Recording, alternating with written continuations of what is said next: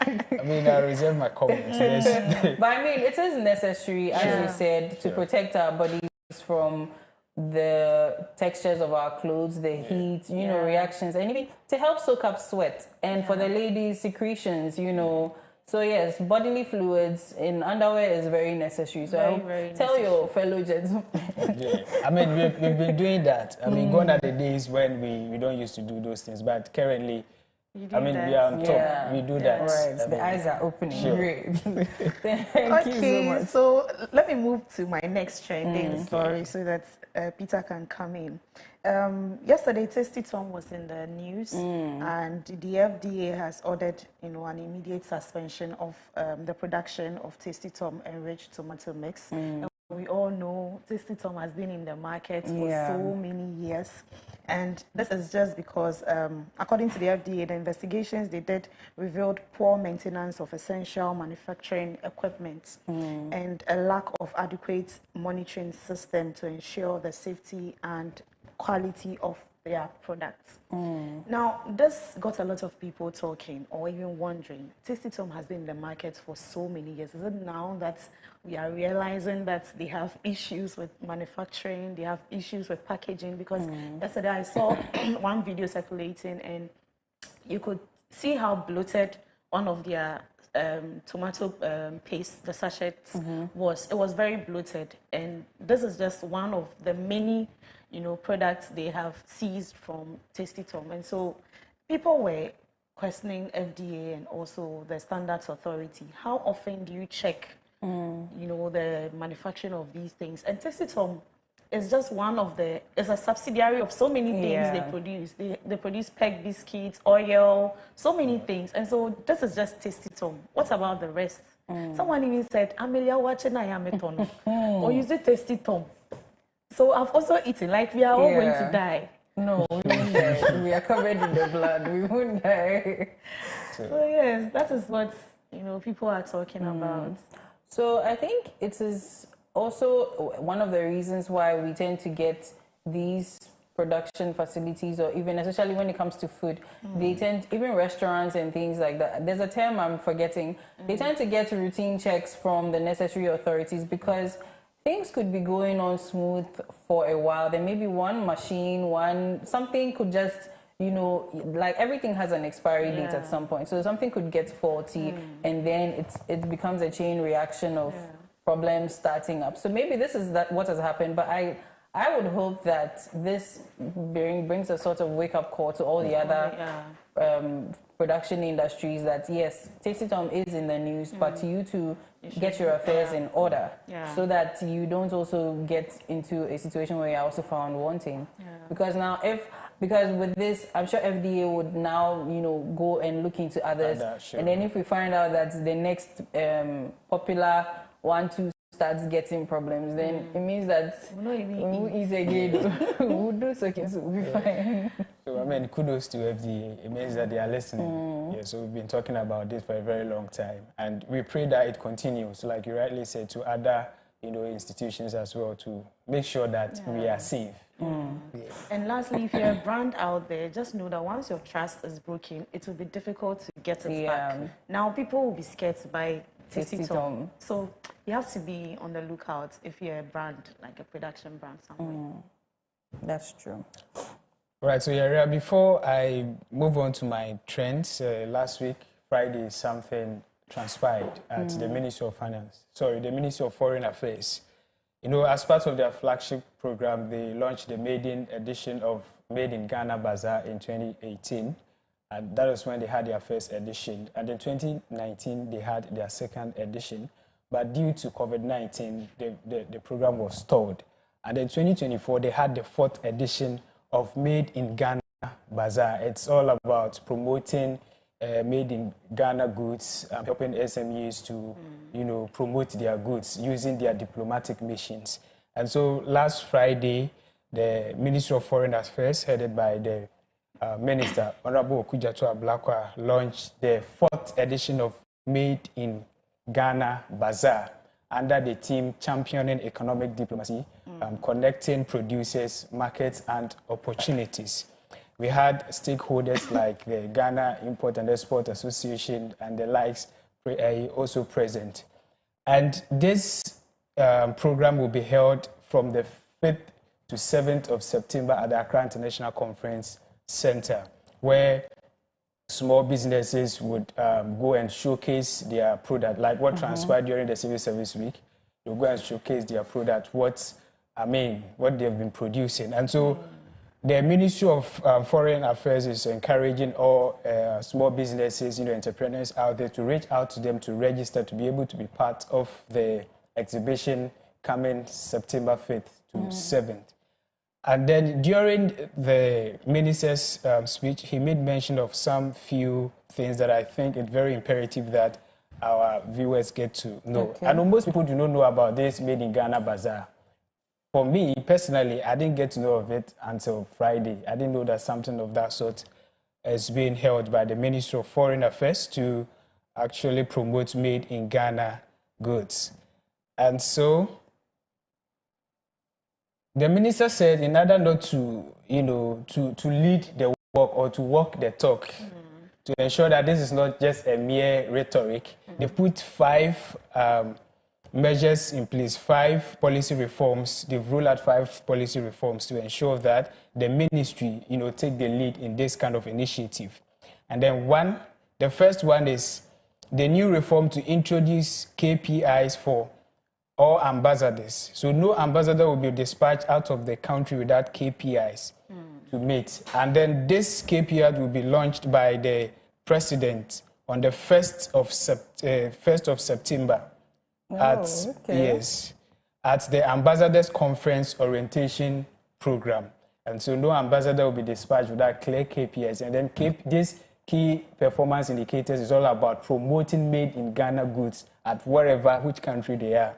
And then the second one too is it is compulsory for all diplomatic missions to host National Day on the 6th of March every year for all the 71 diplomatic missions.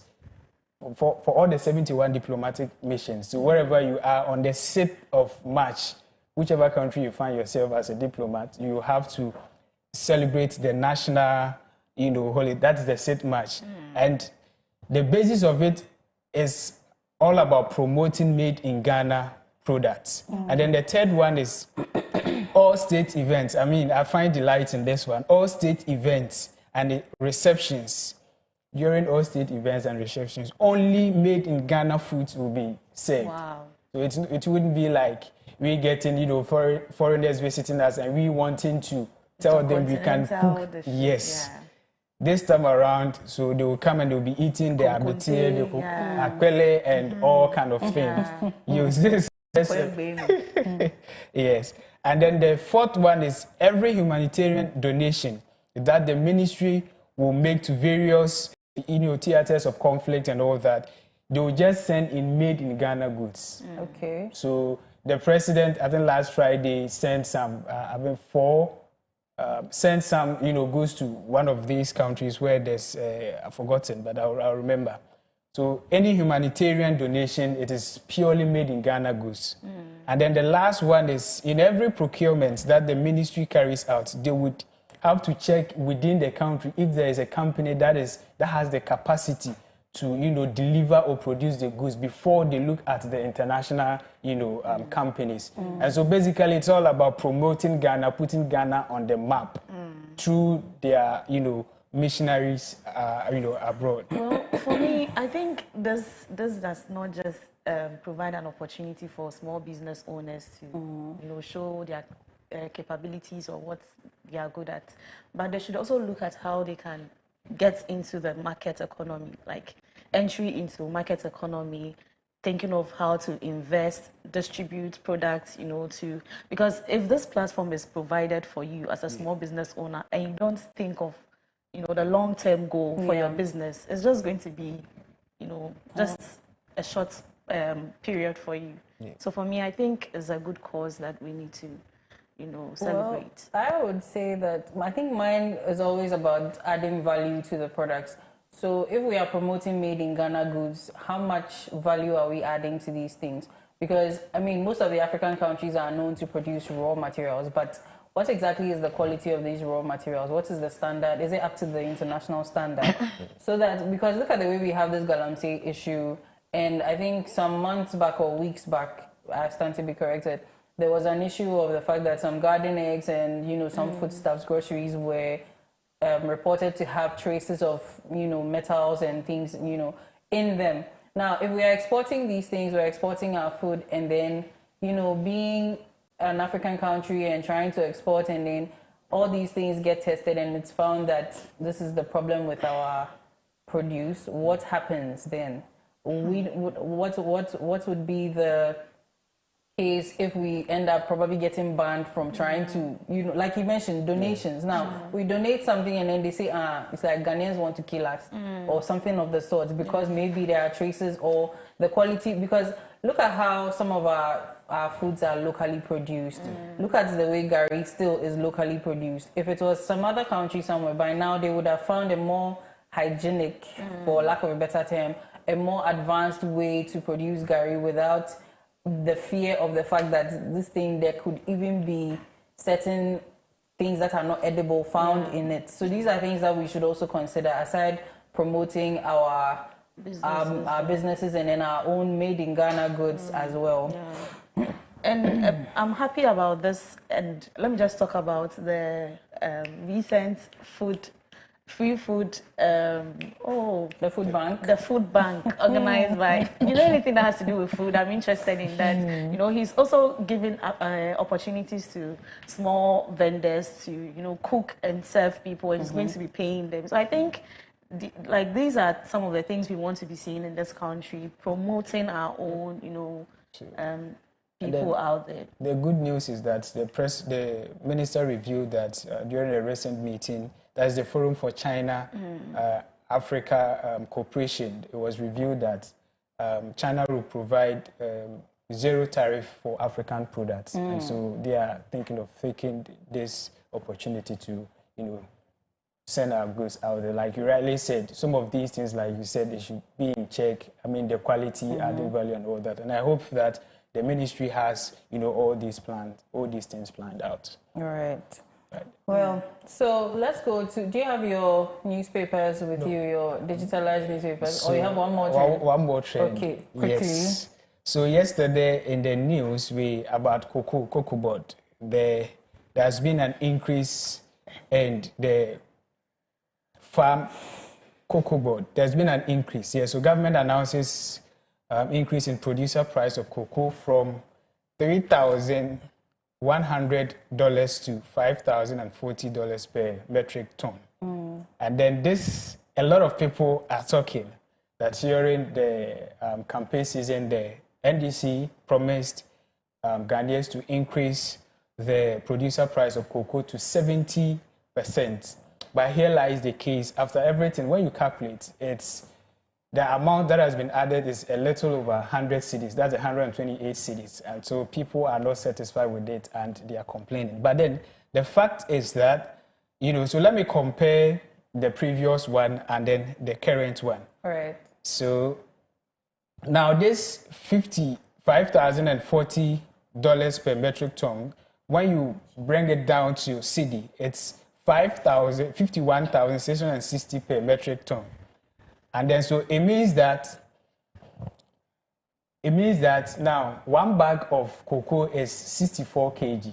And then 1 ton of cocoa, 1 ton is 1,000 kg. And so it means that approximately you need 15.63 bags of 64 kg each to be able to get 1 ton of cocoa, and that will give you $5,040. Now, when you bring it to cedi, that is 51,660 cedis. And so currently, the price of cocoa, that is 64 kg, is selling at 3,228 Ghana cedis. And most people are not happy about it because the farmers were looking at, you know, getting 6,000. And then recently they had the Cocoa Board and some, you know, concerned Cocoa Farmers Association had a meeting, and then they came up with an agreement that they are looking at 4,000, at least 4,000. So for the announcement yesterday, and it's just a little over to 5,000 or no, it's right now it is going to be sold at it is going to be sold at 3,228. Oh, that is for one bag, 64 kg. Previously, it was sold at 3,100. And so percentage-wise, it has just been increased by 4.1%. And now this increment is determined by what we call FOB value. The FOB value is free on board. And then previously, the FOB value was $4,850 per ton. And then currently, the FOB has been increased to $7,200 per ton.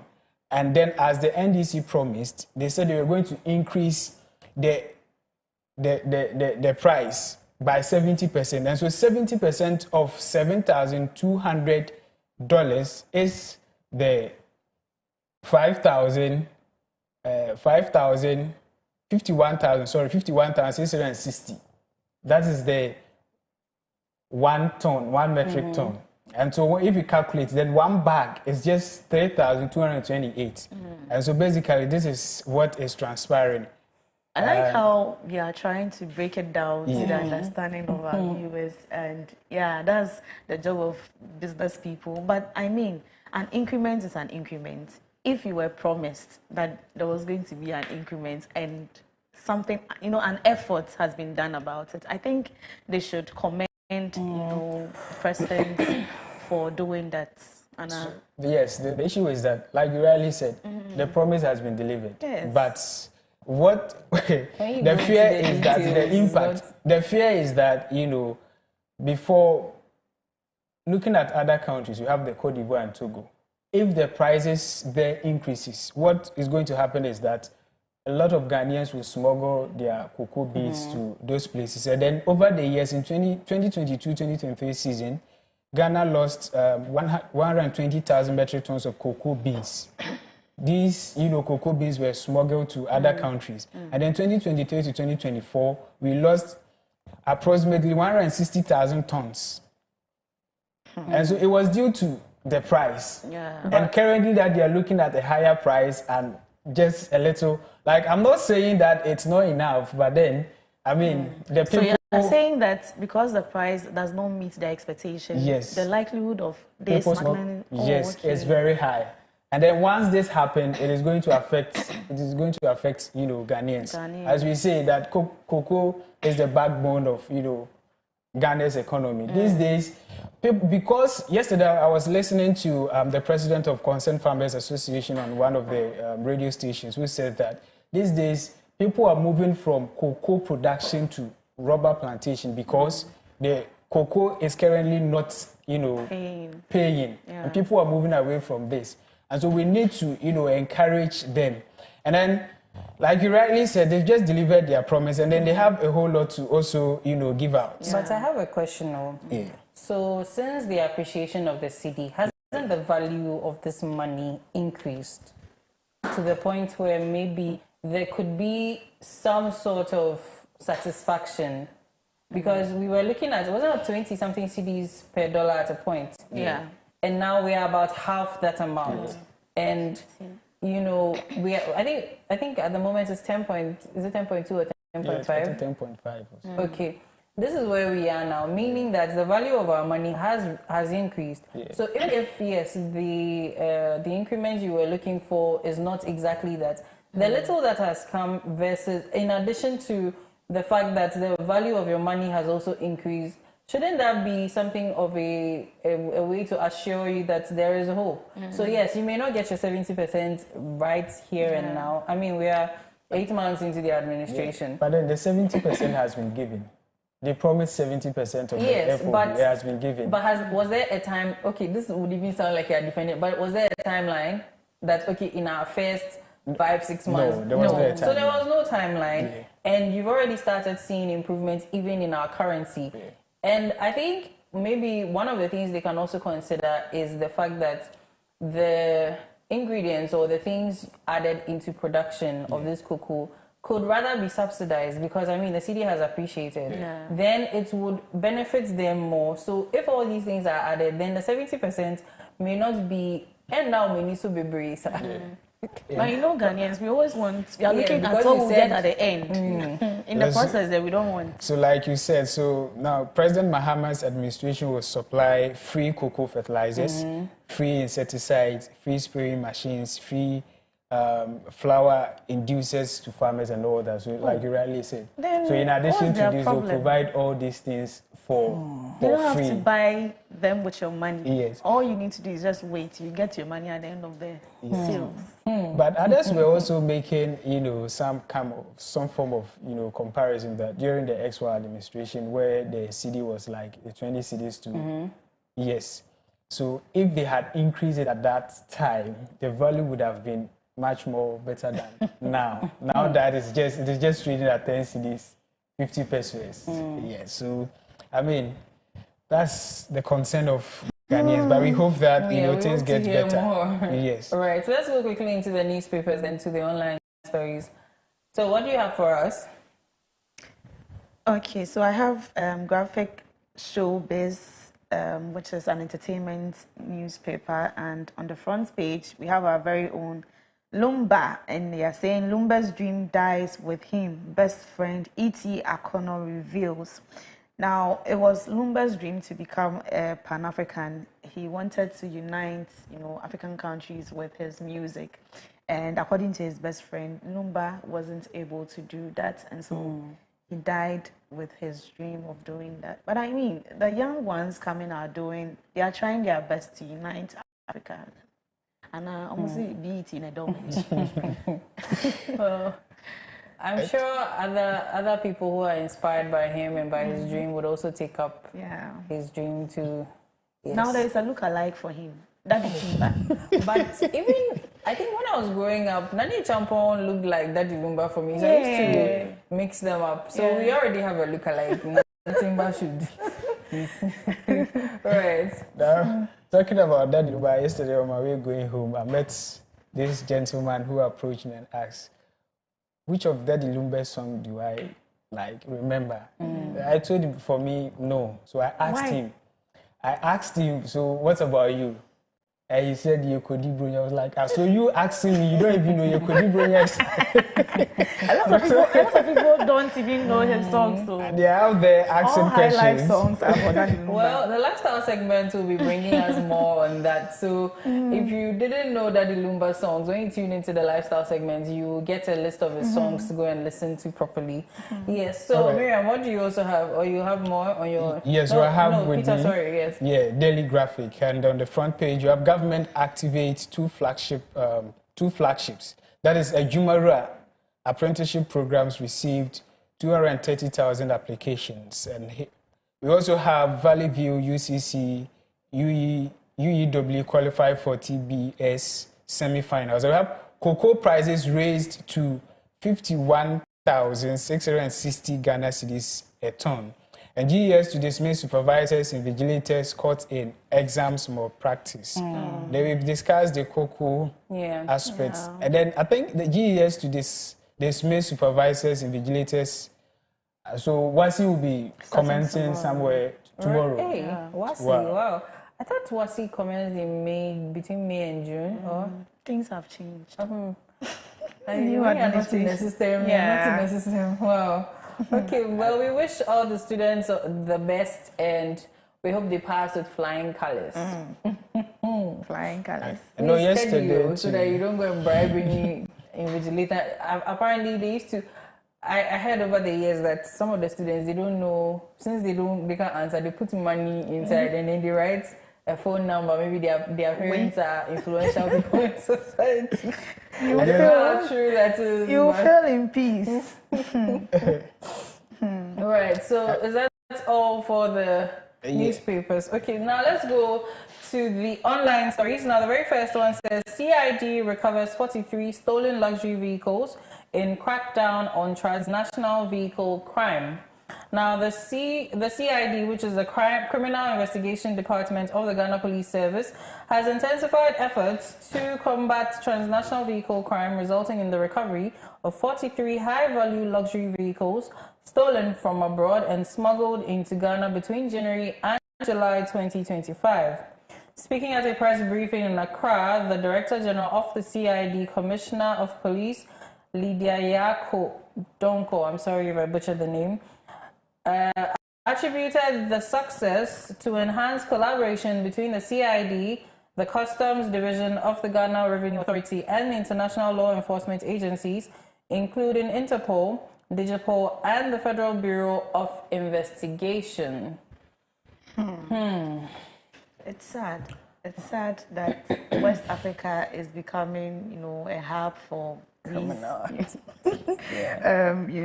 vehicle theft issues. And Ghana is not like, we are not excluded. With the fact that a lot of people are now interested in purchasing luxury cars. Like, because we want to buy them, we can't also afford them. And so what do?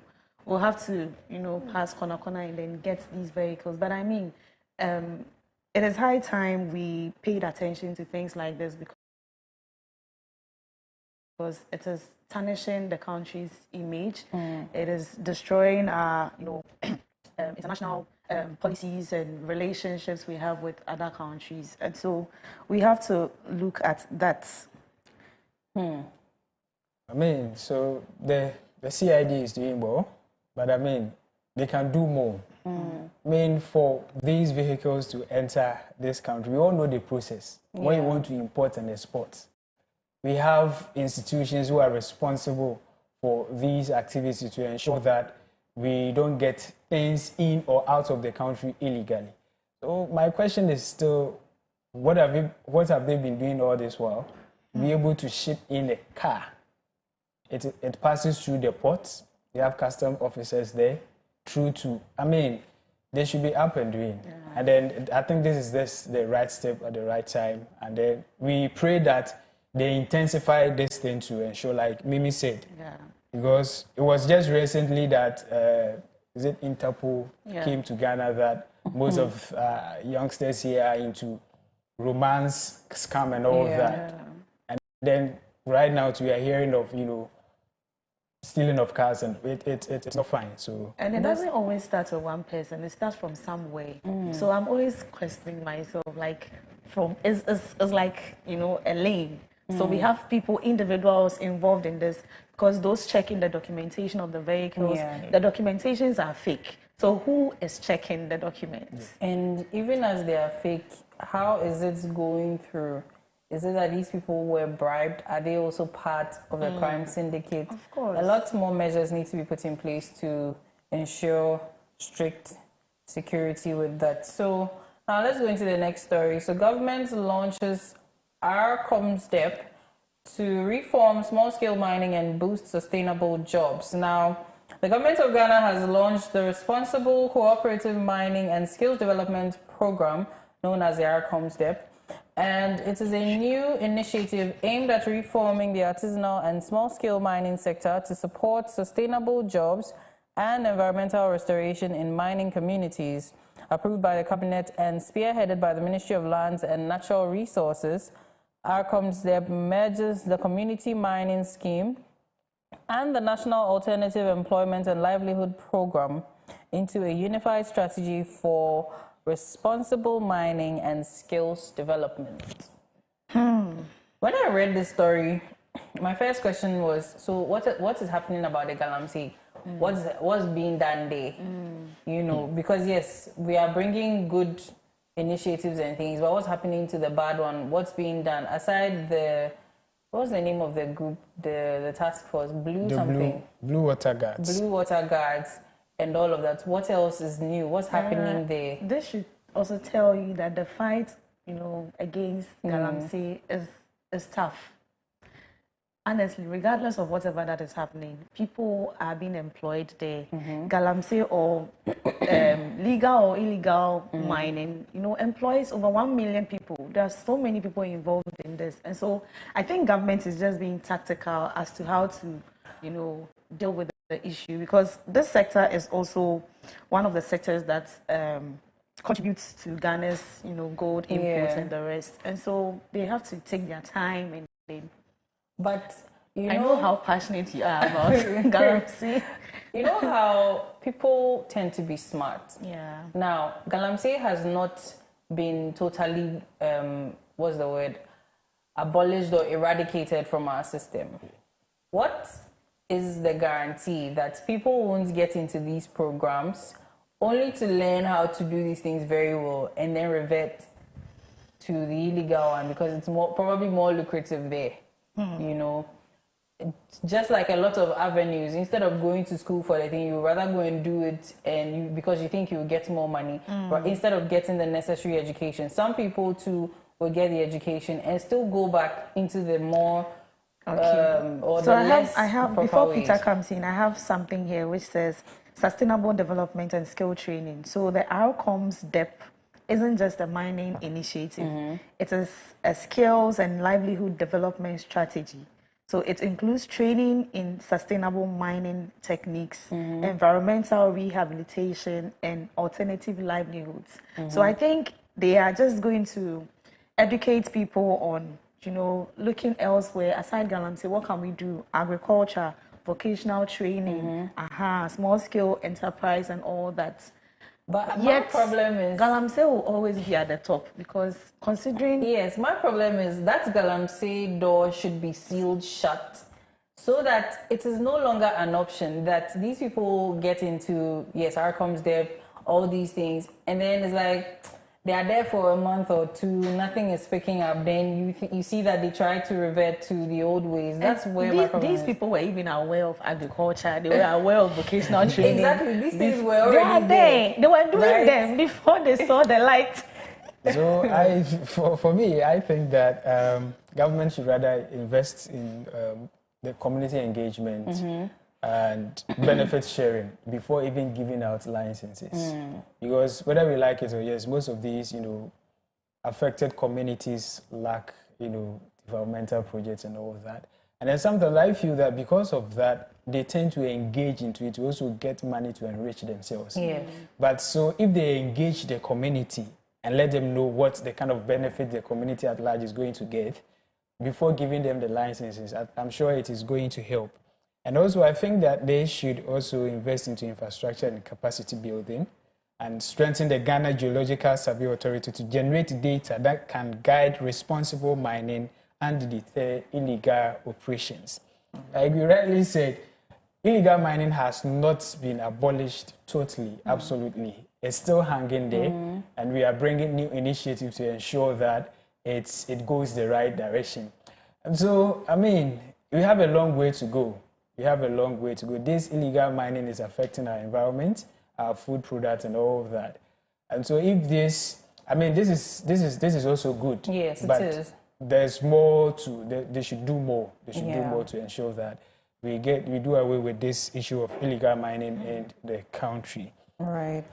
And also, yesterday, as part of the accountability series, it was the turn of the Minister for Youth and Development, and he spoke a lot about, I think we read it about the National Apprenticeship Program and Ejumara. Yeah, so that one too is, and the viewers can log on to our various social media platforms and they can get the info. And then also some 22 tertiary schools that they don't have, according to GTEC, they are not accredited.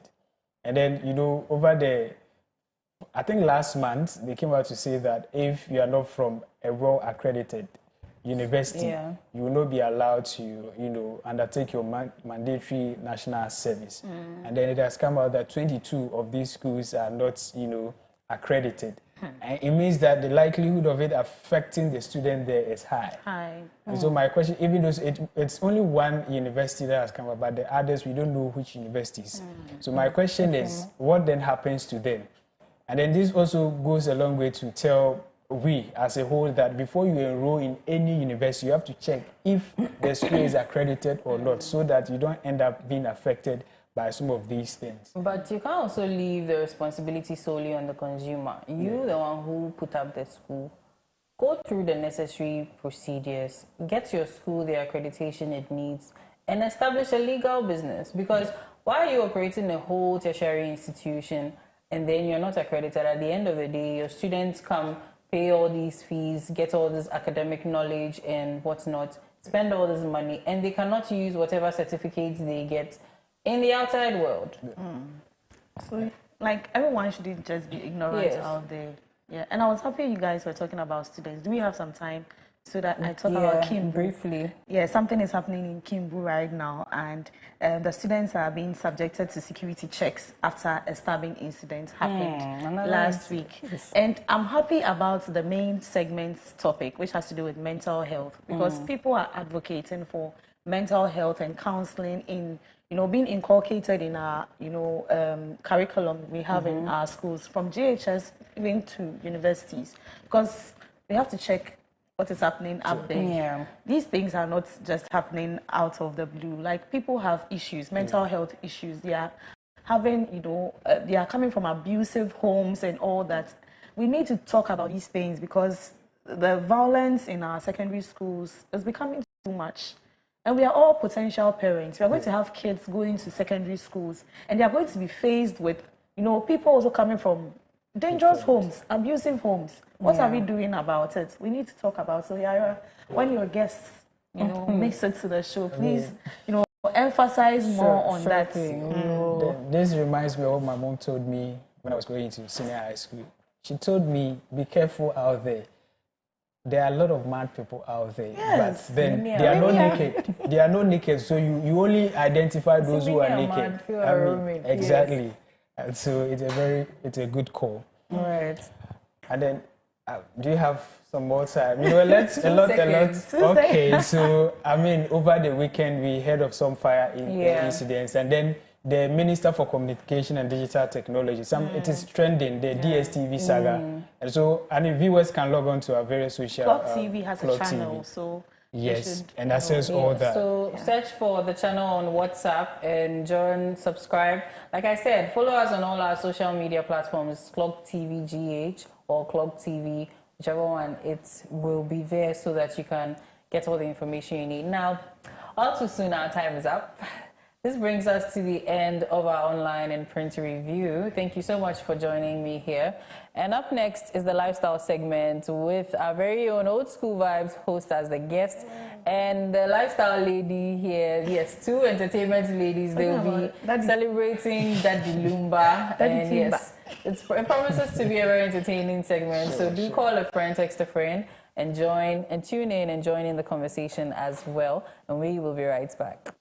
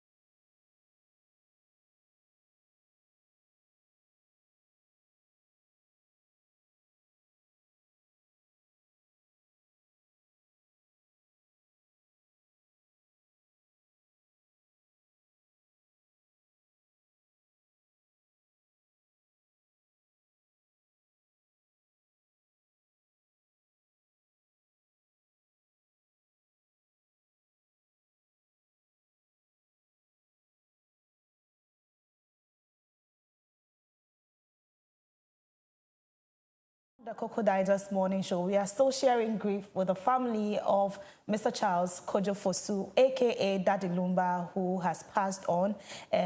He is a high life legend, and we are still celebrating his memories from now till whenever God will ask us to stop, because Daddy Lumba, still lives. We are going to be celebrating him all the time. I have with me in the studio Miss Bevelyn Annabelle, the host for Old School Vibes, here as we celebrate the legend together. As entertainment, ladies, we always have something to talk about when it comes to our high life legends. But before that, let me also remind you or tell you that intermittently we will be having a phone-in session with Mr. Benjamin Odro Ahen Jr., who is currently on the line, and it has to do with the University of Education Winnipeg's upcoming or ongoing High Life Centenary concert, which is happening at the University of Education Winnipeg, and he will be telling us more about the program and also, some information about Daddy Lumba, because as High Life people, we always have something to talk about Daddy Lumba. So we are streaming live on Facebook and also YouTube, and so you can get interactive with us. You can also send in your comments to our WhatsApp number, which is currently displayed on your screen. Hello, Bevelyn. Hello, Mimi. How are you doing? I'm doing great. Yes, sir. I can see, why are you a Bushapeni of Daddy Lumba? Because you're all in black. Really? Why? What's happening? We are mourning, we are mourning. Like the whole Ghana is mourning. Old school vibes, we are mourning. Because Yantia Sempa. All right. Before we move into Old School Vibes, let me ask you, what happened to you, or how did you feel when you first heard of Daddy Lumba's death? In fact, I didn't know how to feel. I didn't know how to feel because this is somebody who has been so active, so dominant. Yeah. Like for somebody who has been in the industry for so many years, and then all of a sudden the news came as a shock to me. And I was actually in the market. When I heard the news on 26th July, I heard the news, and I heard it from the market people, and you could see that is the length to which everyone can say that, yes, this is Daddy Lumba is a legend. Yeah. Because coming from people like everyone market women, that was the first that I heard the news. I was like, wow, it's serious. Anyways, so let's get straight into Old School Vibes, and then we'll come back to Daddy Lumba, because, of course, we have to promote the show. Exactly. So what went into the production of Old School Vibes? What is it about? Okay, so when we talk about Old School Vibes here on Clock TV, this is where we give the platform. This is the platform that celebrates music legends. It doesn't only talk about their hit songs. It talks about where the music legends started from, how their musical journey started, the challenges they faced, and even where they are going now. There are some people who have actually diverted from the music industry. They are doing something else. And there are also people who are still in it, praying to God for their hits, their breakthrough. Yeah, so basically that's what Old School entails. Vibes is about. And when we say Old School Vibes, how do you respond? Let's vibe with the legends. Okay. So why do you think it's important to preserve the stories of music of our legends? I think it's very important because I happen to be a Gen Z, and I grew up listening to a lot of songs. My mom had this cute radio. Sometimes the songs are profane, but then you can't even sing. They're not even allowed. You're not even allowed to sing along. But then you hearing it alone means a lot. You get it. This is what is there. This is what you've come to meet. Yeah. So that's what is there. That's the legendary marks they have left behind. Yeah. So I think it's important that some of these legacies continue to relive, so that the other generations coming can also know that this is what I've come to meet. This is what I've been there. It's important for them to know history as well. Yeah. I see. I like how you are selling your show. You would talk and talk and talk and talk. I mean, it's your show, so you have to sell it. I know, right? So lastly, before we move to Daddy Lumba, so what times are viewers expected to see Old School Vibes on Clock TV? Okay, so Old School Vibes is being aired on Fridays, 6 to 7 p.m. So guys, you don't want to miss this episode. You don't want to miss this episode where Ghanaians actually, talk about these music legends, because you know we have a lot of oldies amongst us. You know, people are dying, but I mean there are still the old ones there to you know lecture and then school us about what happened you know in our previous years. So yes, so Old School Vibe shows on Friday from 6 to 7 p.m. Guys, always make sure your TV is there. Okay, so let's move to Daddy Lumba. Which of Daddy Lumba's song do you love the most? Like, I know you're a Gen Z, but which one do you love? Daddy Lumba songs. I think oh, what song? This song. Yenya Ho Beto. Yenya Ho Beto. Yes.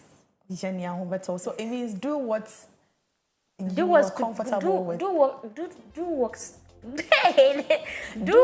works for you. Do what works for you. Yeah. Oh, okay. Do what works for you. Okay, so my producer is playing that song right now. Hey. Okay.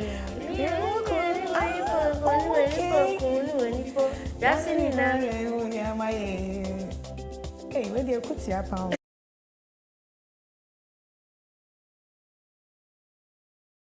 Okay, so why is this your favorite song? So this is my favorite because, you know, this song inspires me. I don't know the lyrics of the songs. I don't really understand the deep, you know, he uses like this deep tree to express whatever he's saying.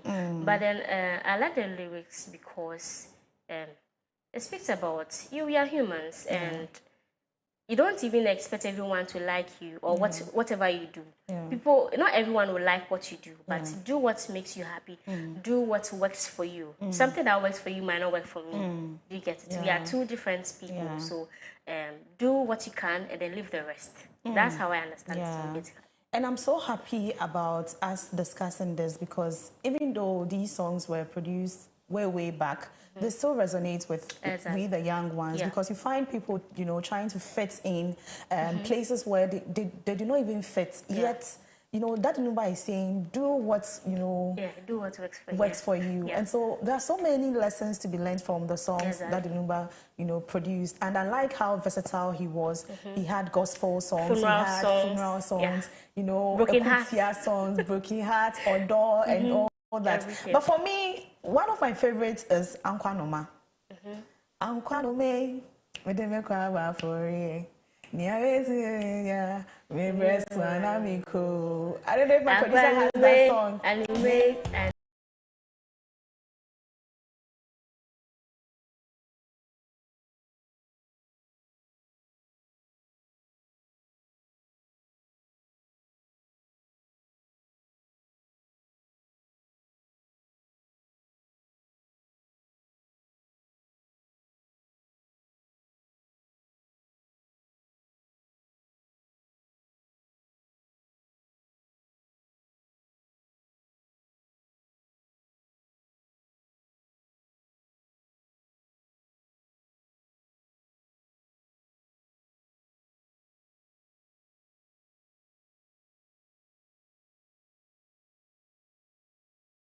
It tells us that we are, let's say, somebody will say we are strangers in this world.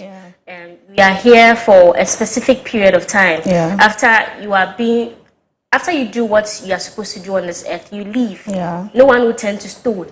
We all leave this world, you know, gradually, we'll all leave. That's it. And I'm happy about what you're talking about because it is a daily reminder for all of us that we are living, you know, on a borrowed time. This life is not for us. Exactly. Like you are, it's fleeting. We are living in a fleeting world. You are going to die anytime soon, and so just do what you can. When your time comes, then you go. And I think Daddy Lumba has paid his dues. You know, he has done so well. He has contributed significantly to the music industry, and that is why we are celebrating him today. And so some people even call him the prophet of our time because he saw a day like this coming. And so he was, you know, always singing and saying all these things in his songs, and we are happy that we are sitting here discussing his songs. Another one for me too will be Enidaso Homo Bia. I told you that the Lumba has gospel songs. He has, so Enidaso Homo Bia. There is hope for everyone. Producer, do we have that song? There is hope for everyone.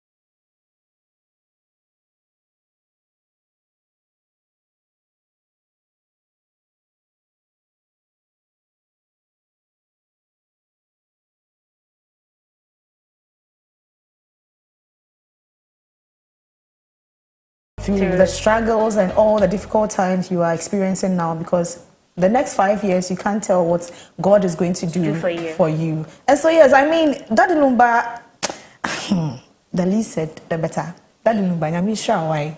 Yeah, he has inspired generations. Like, he has inspired a lot. Even the Gen Zs, the Gen Alphas, like. You see some small boy not vibing to the song. Do you understand? You ask him, do you understand? You say no. Yeah. But you can vibe to it. It can advise you. It can. So the song really speaks. His songs really speaks to the soul. Right. Yeah. So let's cross over to the University of Education, Winneba, to talk to Mr. Benjamin Odro Ahin Jr. And briefly, let me just say something about him. He's a Ghanaian creative arts business and intellectual property consultant known for championing IP rights, educating artists and developing cultural policy. He also is a lecturer at the University of Education, Winneba, and serves as a national expert under the UNESCO program in Ghana, and it's all about the High Life Centenary concert that is being organized by the University of Education, Winneba. It's a 4 days program and it's starting today, and so we want to find out from him how it's going, what went into that. Hello, Mr. Benjamin, if you can hear me. Good morning. Yes, good morning. How are you doing? I'm doing great. How about you? By the grace of God, we're also good. Okay. So briefly, tell us what this whole High Life Centenary is about. Okay, all right. Thank you very much to Clock TV viewers and the whole nation. So when we talk about High Life has originated, right after the First World War. It was a blend of African musical elements and Western musical traditions, which stems from soul music, jazz and blues, and then the Adahu High Life, that time what we call Adahu, because High Life word rather originated later. Okay. And we did studies, and we found out that High Life, the first ever High Life which was recorded, then Gold Coast, was done in 1925 in London, because at that time there was no recording facility in Africa, in West Africa. And so if you happen to be here and you need to make a recording, you have to go to London. So 1925, we had that kind of first music recorded, which was a Ghanaian High Life then. And then we found out that, so since from that time up to now, that from up to 2025, it's exactly 100 years. And so we have this Professor Mark Miller-Fish, who is a High Life performer and a scholar, deciding with the University of Education School of Creative Arts to stage this centenary High Life concert in honor of Ghanaian High Life. And we could also say that because High Life has now been in the process of being credited as the cultural heritage for Ghana and the UNESCO, so we intend to do this program, which is starting today. And basically what we're going to do is we're going to listen to all the High Life perspective from the Ghanaian point of view. And as we are talking about that Lumba, he has made some songs, but not all of them were in the High Life domain. But I can tell you that more than 50% of his songs were funky and hip-hop. And so when we define High Life, then we need to really define it from the elements of the Ghanaian High Life, from the research works of Professor Collins, Professor Fish, and a lot of other Nigerian scholars as well. So today we're going to have the first show, which is 6 p.m. to 8 p.m., 2 hours. Then we're going to have the second show, 8:30 to 10:30 p.m. And it's going to continue subsequently to Saturday for the events. The brief description I would give to the High Life concept. Okay, Mr. Benjamin, let me also ask you, we know many Ghanaians love High Life, we love the music and all that, but how do you intend to educate your viewers or participants on the origins of, these High Life performances we are going to witness? Yeah, so what we intend doing is also to use platforms such as Clock TV your station, and all other media stations in Ghana. And then also to make researches about it, because there have been fantastic research which have been done by Nigerians, Ghanaians especially. And it's up to everybody to also tag along. They should make efforts to come to this event, because it's going to be an avenue to do what we call first-hand primary familiarization of what high life truly really means. And that is the reason why I would want to say so. Thank you for this opportunity, for at least talking about our concept in light of how it has shaped Ghanaians, and in our one of our legends also, who has also composed in it, which is Daddy Lumba, passing recently. And so we're trying to make sure that we keep high life alive. And we have courses in the university that also train students on high life. And that's also another means through which we do that. Okay. Lastly, let me ask you, for anyone interested in participating, how is the atmosphere going to be like, from ticketing to, security? If someone wants to make an inquiry, how are they going to go about it? Very simple. If you want to make inquiries, if you want to buy tickets, we have the ticket platform that we're selling tickets. And we also have the USSD platform, which is *714*78# If you do that, it will pop up as the High Life Centenary Concert. And you buy tickets. Tickets goes in two ways. The VIP tickets. In fact, let me say that High Life Centenary Concert is one of the first programs ever that is making a VIP ticket with souvenirs and other packages. So our VIP ticket is just 500 cedis. It's not only a seat you are coming to sit on. You have a T-shirt, a branded T-shirt, a branded key holder, a brochure, which is a complete documentary of what is going to happen at the program, and then also an audio copy of the main event. Then the regular ticket for 200 cedis. So if anybody is willing to participate, you can use the SSDs, you can use the online platform, which is the V-ticket, or you can just simply make a phone call to our numbers. And if you give me the opportunity, I'll call them so that the US can also.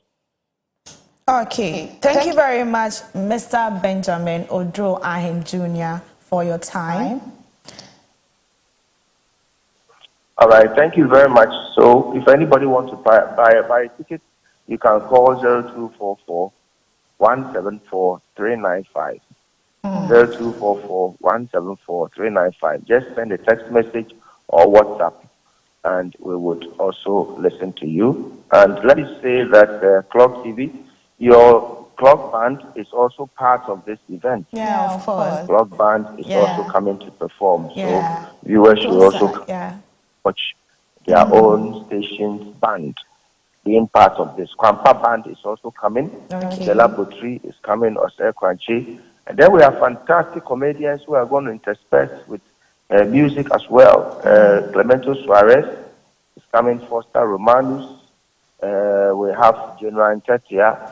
We have Lawyer Inti. And then one of our own fantastic musician and a blogger, Kobe Che, will also be part of this event. So it's at Central Campus, University of Education in Winneba. Central Campus at the Market Square School of Creative Arts Theatre. Okay, thank you very much. We're looking forward. Sure. Thank you very much. Mr. Benjamin Odro Ahin Jr. is a lecturer at the University of Education, Winneba, and he happens to be the organizers, or one of the organizers for the, ongoing High Life concerts organized at the University of Education. And we brought him in to share with us. And just as he mentioned, the Clocksack Band, the iconic Clocksack Band, will be represented. And so you should expect, exciting, atmosphere over there. But Beverly, let me ask you, how excited are you about this program? So I think it's a good thing, the universities is now made of like Gen Zs now, so it would help us relive like those times, those high life times, and all of that, thereby inspiring generations through high life. So before we wrap up, let me ask you, what legacy do you think that the Lumba has left behind for you and I, Gen Zs like us? Okay, so I'll say humanity. Humanity. Yeah, okay. humanity. Like we are humans. You know, most of his music is basically like storytelling. Do you get it? Things that are happening in our communities, things that are going on in our daily life. So I think it's all about humanity, telling us, reminding us always that we are humans. Yeah. We forgive, we live, we enjoy, we dance, we have fun, everything involved. You know, he's a very versatile person. Yeah. Yeah. So that is even taking me to my next request. Yeah, no, what's required, producer, if you have that. But let me read a few comments we have here, and then we'll take that and we'll wrap up. So Evangelist Kwesi Abuaje says, I'm enjoying the interview. Okay, and he comes again to say, your guests sound like a music historian. Is she a Gen Z or a Gen A? Gen Z. I'm both. So we have HM Joe also saying, interesting discussion. DL is truly a legend. Married songs for almost all occasions. Thank you very much for bringing your comments here. Producer, you know what's real quick? Oh. I think this song was released recently, right? Some years back, 2 or 3 years or 4 years. And people held on to this song. It's giving some kind of Ekutia vibes, you get it? But it's true. Like trolling some people, but then, you know, we are humans, and sometimes, you know, you have to do this. Sometimes you don't want to, but sometimes you want to. You get it? So he has every song for every situation. Let me put it that way. Just like Ghanaians have every song for a year, Ekutia, wedding, or the Odi or Don. So I think he has some kind of profane songs as well. And I like how impactful his themes are on Ghanaians. There is this chop bar right behind my house, and the lady titled, or the name of the chop bar is Yano Osrekwa. And I asked her, and say, "Na Yano Osrekwa, no benya go for between Ghanaian or so go for papa," because people can relate. Yano Osrekwa. It means like, I don't know how to put it. All is fanfully. All be fanfully. When someone is laughing with you. Plenty. You have to be scared of the person. Be scared. Even me, be scared of me. And it was very kind indeed. Beverly, let me take your last words and also talk about old school vibes, what we should expect, you know, for this Friday. Okay, so my last words is that the Lumba might be dead, but his music lives on. You know, we have come to we grew up. Some of us grew up knowing his songs, and we just pray that his legacy stays to the generations to come. Most of the generations to come as well. Now old school will never stop. We are working. We are still working. We are you know, we are celebrating all the legends. Not only that Lumba, but then we are celebrating even those alive, because there are some of them that also need their flowers, just like that Lumba. They are really doing so well. We don't have to wait for them to die before we would come and, you know, talk about them and how their musical career began and all of that. We are doing all of this. Right. Thank you so much. Beverly Annabelle is the host for Old School Vibes, one of our entertainment shows here on Clock TV. Let me also remind you of LTS, Let's Talk Stuff, you know, which will be coming your way today at 3 p.m. here on Clock TV. And you're going to see Edna, you're going to see me on the show, and we have exciting content coming your way. And so tune in to Clock TV at 3 p.m. today and join us as we celebrate DL and also some high life artists on the show. This is all we have for you here on the lifestyle segment.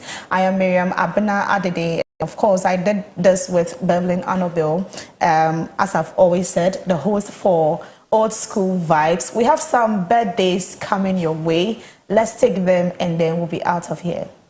I heard today was your birthday.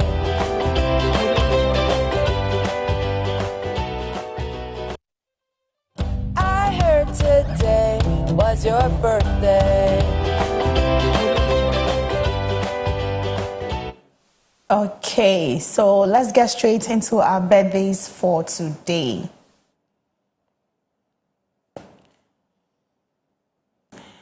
So this is to Doreen Koko Amate. May God bless you and enlarge your coast. You are blessed, you and your household, in Jesus' name. Amen. This is from Sister Lydia and Pat. And we also have this Sister Lydia Empat again to Dorothy Akwele Amate. A happy birthday to you, our dear sister. Praying that all your smiles continue to stay on your beautiful face. Wow. It's good to smile all the time.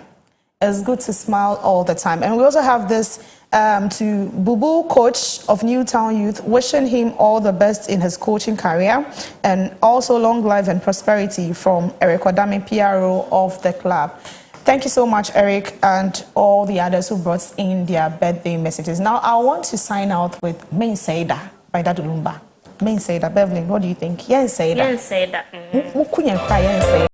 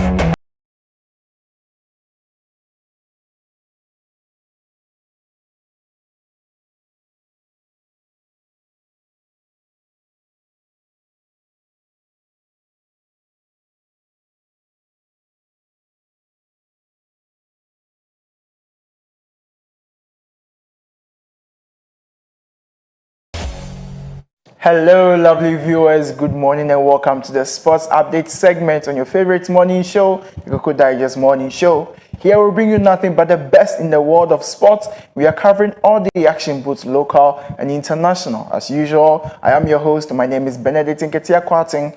Join me as we dive into the world of sports. Now to the headlines.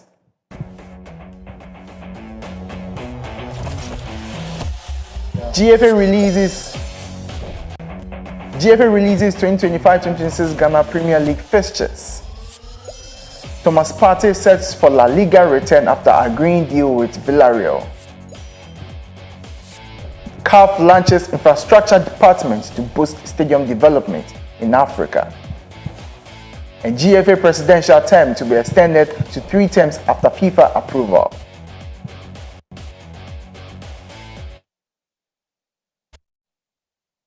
Now to the main story. FIFA, as usual, they brought about a new system. And today I've been joined in by one of my colleagues, the CEO of Jeddah Fitness, James Benate, for us to discuss some of the fixtures that has to go on with the Ghana Premier League. James, welcome to the Sports Update segment. Thank you, Koko Digest Morning Show. I've been grateful. How are you feeling? We thank God. I mean, He has given us another life to, live. So we are good.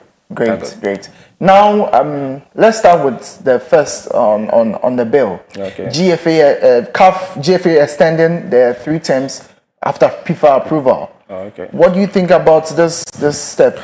For me personally, I have a little bit of problem with that. The likes of Kwesi Nyantakyi himself. He went through 2 terms and he said he will not go through the 3rd term. But some few days to the end of his 2nd term, he applied for the 3rd term and it was given to him. But what is the impact? If you have just 2 terms, at least do it and do it well, so that people will see the impact. But if you are asking for 3 terms and still haven't done much, we look at the Ghana Premier League, for instance. Though the Women's League, he has done a lot for the Women's Premier League, and then let me say the juvenile too. There are many tournaments that has been going on and there. But the Ghana Premier League, gone are the days where we go to the stadium and the stadium is full to capacity. People will be standing on the trees and all those stuff. And this time when you go to the stadium, I think people are not patronizing our league very well. So I think 2 terms is enough. Let somebody else come in and then go for the other 2 terms or 1 or 2. Let's vote. But then the General Secretary said it is not coming from the FE, but rather it is coming from one of the Regional Football Association chairman. That, okay, I think he thinks the president is doing well and he need the 3rd term to just add up to certain things that he need to do. Okay. For me, I'm not okay with that, but then... So, James, I think this has to do with FIFA regulations. You know, when we are following FIFA's regulation on the term of how long a president should serve, okay, normally they go for 3 terms. Even CAF by the point of correction, there is nowhere in the FIFA regulations that you can go for 3 terms. Okay. It is basically for maybe like how the RFA chairman did. That you go to FIFA will approve it for you. You go to extraordinary congress when the members approve to it. Okay. So it is not basically in the FIFA rules and regulations that this president need to go 3 years or 2 years or whatever. But if your associated things or your people thinks, okay, from the look of things, we can go 3 years and further. Then that will be approved after extraordinary Congress. Great. And now let's come straight home to the GFA fixtures that has been released for the new season. That's the 2025-2026 football season. Yeah. We have some of the new promoted sides coming in, and then we have some of the OGs we know, Asante Kotoko, Hearts of Folk, they've all had their fixtures. And I think the league is starting on September 18th. Yeah. So we know that we have a long season. September 7th. Thank you for the correction. We have a long season ahead of us. Let's go through some of the fixtures quickly and see how best some of these teams will fare. Okay, so I think let's start with Kumasi Asante Kotoko. Okay. Their first 5 matches. So they will be playing against Brekum Chelsea in Kumasi. I don't know whether that venue will be approved. Then we'll go to, they will play Baby Any Gold Stars, play Holy Stars, go to Bando, play Heart of Lions. Then the fifth fixture is against Accra Hearts of Folk. Let's go to Hearts of Folk. They are playing Hohoi. Okay. Then they will play Dreams FC, 11 Wonders. They will play Bichim United, then Kotoko. Yeah, so let's go to the newly promoted side. Yeah, so let's All Blacks. The last time they played in the Ghana Premier League was in the 2008-2009 season. Yeah, so they will be playing Nations FC. They will play Chelsea. They will play Adriana, Baby Any Gold Stars, and then Summertex. Okay. Then Hohoi will be playing Accra Folk, Young Apostles, Vision FC, Karela, and then Nations FC. And then 11 Wonders, they will be playing Holy Stars, they will be playing Heart of Lions, Accra Folk, Young Apostles, and then Vision FC. But something about 11 Wonders, the last time they played in the Ghana Premier League, if you go on social media, whenever they are transporting their players to training grounds, they are sitting in Abobo here and all those things. That is very bad. And they are back to the Ghana Premier League, and they are doing the same thing. As at now, they don't have a coach. No. The players hasn't started. They've not started training. This is not acceptable. And even with that one, they are yet to start pre-season, as I said earlier on, and they are fighting. So how are these young men preparing for the season? So because if you're starting the season without a coach, the players they've reported to camp, but they are still waiting for a coach. And the management are fighting among themselves, because one said they have sold the club to a new owner, and the other one said, I did not give you the permission to sell the club. So as at now, they've not even started preparation yet. So this is some of the issues, the pertinent issues, the minor issues we have with our local leagues. Yes. Because you can see that some teams are prepared to propel this league, to sell the league out because to the world. The likes of Hearts of Folk, Kotoko, Vision FC, Dreams Diana FC, Stars. they started two weeks ago, 3 weeks ago. They've even played certain amount of matches. Heart of Lions, they've done some justified, played about 2 matches. The preparation has started. So you being the newly promoted side, can't come there and still not start. Draw them back. This is very appalling. I hope the management of 11 Wonders they sit up and then they do something about this, because the season is about to start and we can't enter the new season with this. Now let's move to CAF. Sure. CAF introducing an infrastructure department that is in charge of monitoring or making sure that all infrastructure, that is a stadium, is in good condition. If you are going to play matches in your home grounds, your stadium has to be in good conditions to host matches. What do you think about this initiative by CAF? I think it came because of, let's say, the West Africans. Okay, especially Ghana. Okay. We are not doing very well when it comes to how to maintain our pitches and all those things, the stadium. I can talk of Kumasi Sports Stadium right away. That even up to yesterday, they've now started watering the park. And even with Accra Sports Stadium, which is the only approved venue for our FIFA or CAF matches. It is not even up to standard. We can talk. We've been there several times. That even the day they played the President Cup, portion of the seats were not allowed for supporters to because they are yet to renovate. Okay. So I think, and if you go to some part of the country, African countries, to the likes of, let's say, Benin, Libya, and all those things, to some, it is very bad that you are going to play a CAF or FIFA match and then you travel to a different venue to go and play, or different countries to go and play that matches. We had as part of the African Cup of Nations, we had the Black Stars had a match to play, and instead of playing in one of the home grounds, I think we moved to Morocco to play the game. It wasn't from us; it was from our opponent. But then, we are not doing enough. It affects all of us.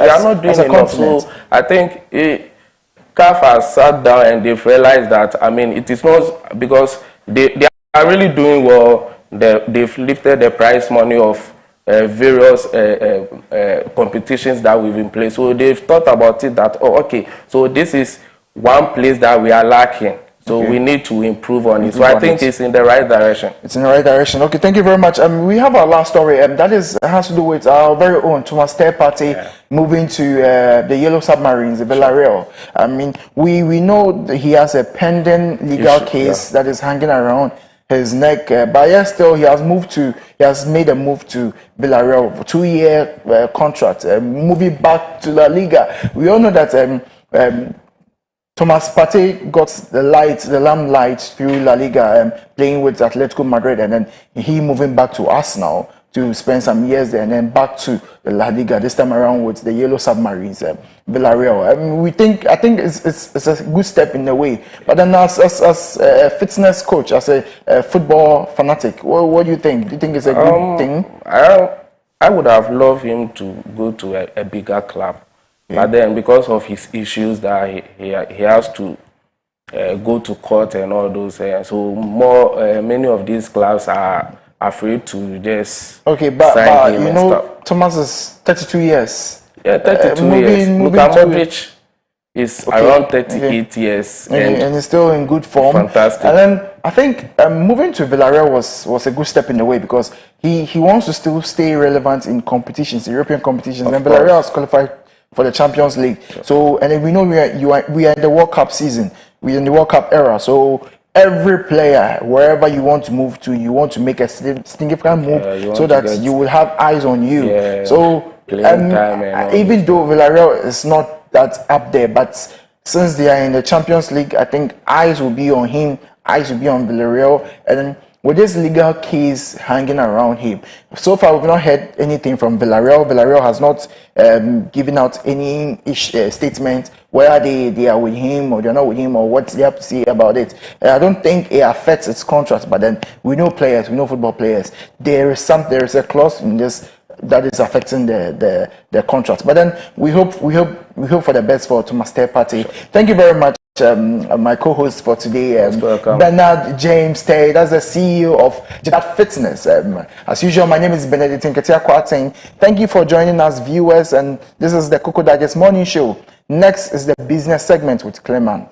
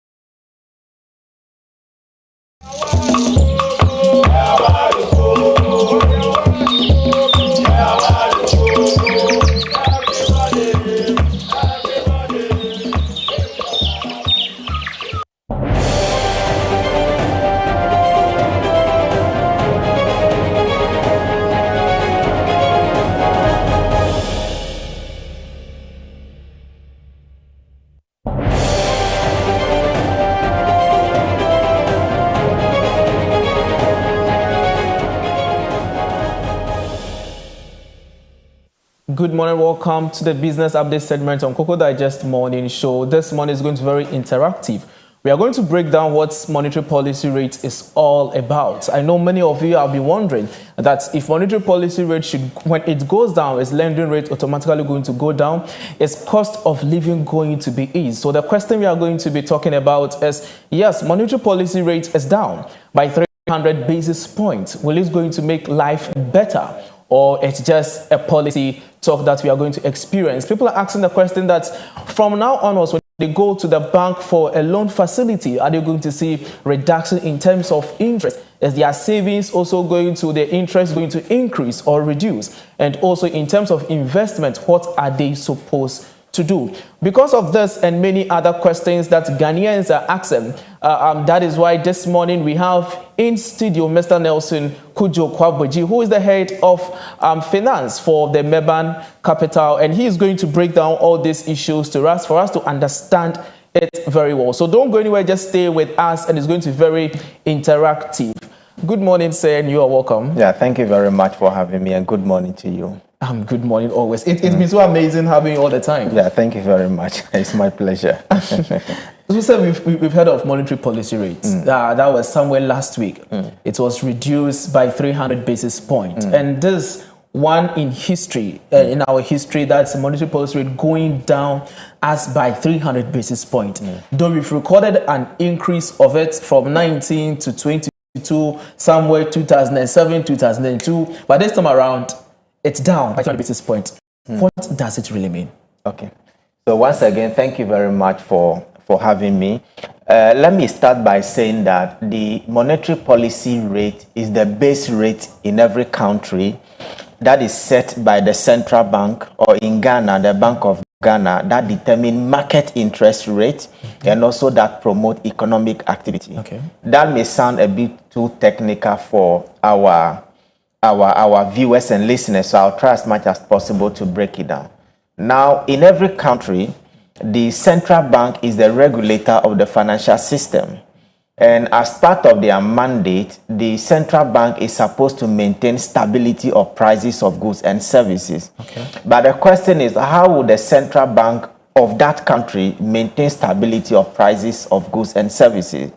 They do this basically by using certain tools. So we call them monetary policy tools. And one of such tools is the monetary policy rate. Okay. In fact, generally, there are about 3 monetary policy tools that the Bank of Ghana uses to maintain price stability. The first one is the cash reserve ratio. Okay. The second one is the policy rate. And the third one is the open market operation. Okay. And so the policy rate is just one of the rates, one of the tools that Bank of Ghana uses to maintain the stability of prices and also to promote economic activity within the country. Now, policy rate is inherently linked to other rates in the country. As I did indicate, the policy rate actually influences market rate. So what are these market rates? This market rate includes lending rate. It also includes treasury bill rate. It also includes bank fixed deposit rate. Anything that has to do with interest, they are all aligned to the monetary policy rate. Now, anytime Bank of Ghana wants to, or the government wants to promote an economic activity, the government wants the economy to grow, they embark on what you call a contractionary economic policy, or either a contractionary monetary policy or an expansionary monetary policy. That may also sound a bit technical. And so what happens is that the Bank of Ghana either increases or decreases the policy rate to affect one, market rate, and two, to promote economic activity. Exactly. Now, the lending rate is directly linked to the policy rate. Okay. But it is not automatic that when policy rate increases or decreases, or anytime policy rate are adjusted, then banking lending rate must also be adjusted. Okay. It is not automatic. Now, we call something the Ghana reference rate. Okay. The Ghana reference rate is actually a base rate that banks use as their pricing base, interest. And so if, for instance, the Ghana reference rate is 10%, That is the rate at which every bank in the country will adopt. However, the banks will add what you call their risk premium in addition to the base rate in order to determine, their lending rate. And so you realize that banks' lending rate, till-bill rate, and any other market rate is inherently linked to the monetary policy rate. And so when the monetary policy rate goes up or it remains the same or comes down, there is an economic objective that the government intends to achieve. And so when the policy rate increases, it doesn't automatically mean that lending rate also increase or decrease. Okay, thank you so much for this information. We've done some kind of relationship. We wanted to know the relation between the monetary policy rate, the inflation rate, and when you talk about what we call the lending rate from 2020 to 2025. That will be displayed on the screen shortly so that you speak to them, because sometimes when monetary policy rate goes up, as you are saying, lending rates also goes up. Sometimes the monetary policy rate will be down, but lending rate will still not be down. It will still be going up. So the question people are asking that this time around, inflation stands at 13.7%. And we have monetary policy rate around 25%. So should we expect a drop in the lending rate? I think you answered this question. Let's get that information on the screen. That is the statistics that we did from Club TV research desk pertaining to the lending rate, that of the inflation and monetary policy rate. So producer will just get that slide on the screen shortly so they'll speak to it. So this is the very first one. In March 18th, 2020, we have a monetary policy rate that was 14.5%. Inflation was around 0.5% averagely in 2020. But the lending rate was 21.10%. Okay. So now, as I did indicate, base rate or monetary policy rate are the rate that the Bank of Ghana lends money to the commercial banks. The commercial banks, when they are having liquidity issues, they can either lend from the interbank or they can lend from the Bank of Ghana. And so the lending rate is the base rate that the central bank lends to the commercial bank. And the commercial bank will on-lend that particular, fund to, in form of loans. Now, when you look at the data, it tells you that the fact that, for instance, March 18, 2020, the MPR was 14.50, which means that anytime a bank wants to borrow from the central bank, they will borrow at 14.50. Now, when you go to the average lending rate, you realize that way above the 14.50, now about 21.10. That is too much. Now, what goes into banks' lending rate? That is what we need to fish out. Now, banks' lending rate is made up of the monetary policy rate, or let's say the base rate, plus other indicators. Okay. Now, how do we determine the base rate, which is the Ghana reference rate? The Ghana reference rate is determined by three factors. As I did indicate, the reference rate is flat, and that one is determined by Ghana Association of Banks. So every bank in Ghana, they have to use that as the base rate plus their risk premium. And so how do we determine the GRR? The GRR is determined by taking 20% of interbank rate, 40% of the 91-day treasury bill rate, plus 40% of the monetary policy rate. That gives us the Ghana reference rate. You get it? Yes. And so once we get the Ghana reference rate, which is made up of 20% of interbank, interbank rate is the rate at which banks borrow and lend among themselves. And so when you take all the banks in Ghana, they lend and borrow. Maybe a bank is suffering from liquidity issues, they can borrow from Bank A. Reason why when you see a bank's financial statement, you see a line item borrowing. It means that they borrowed from the interbank. So we take 20% of the interbank borrowing rate, we take 40% of the 91-day treasury bill, and then we take 40% of the policy rate. That gives us the Ghana reference rate. So that is what all banks uses in the country. And then each bank will now determine the risk premium that they will add to the Ghana reference rate to determine the lending rate. So the fact that policy rate goes up, policy rate comes down, does not necessarily mean that lending rate will also follow suit. What the banks will tell you is that policy rate is not the only determining factor in fixing our price for the loans that we give out.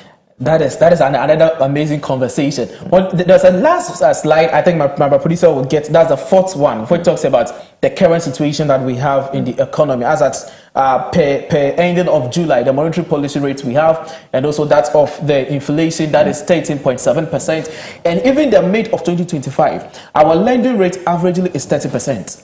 So the question is now the monetary policy rate has dropped. So look at the data on the screen. As of July 30th, monetary policy rate is 25%.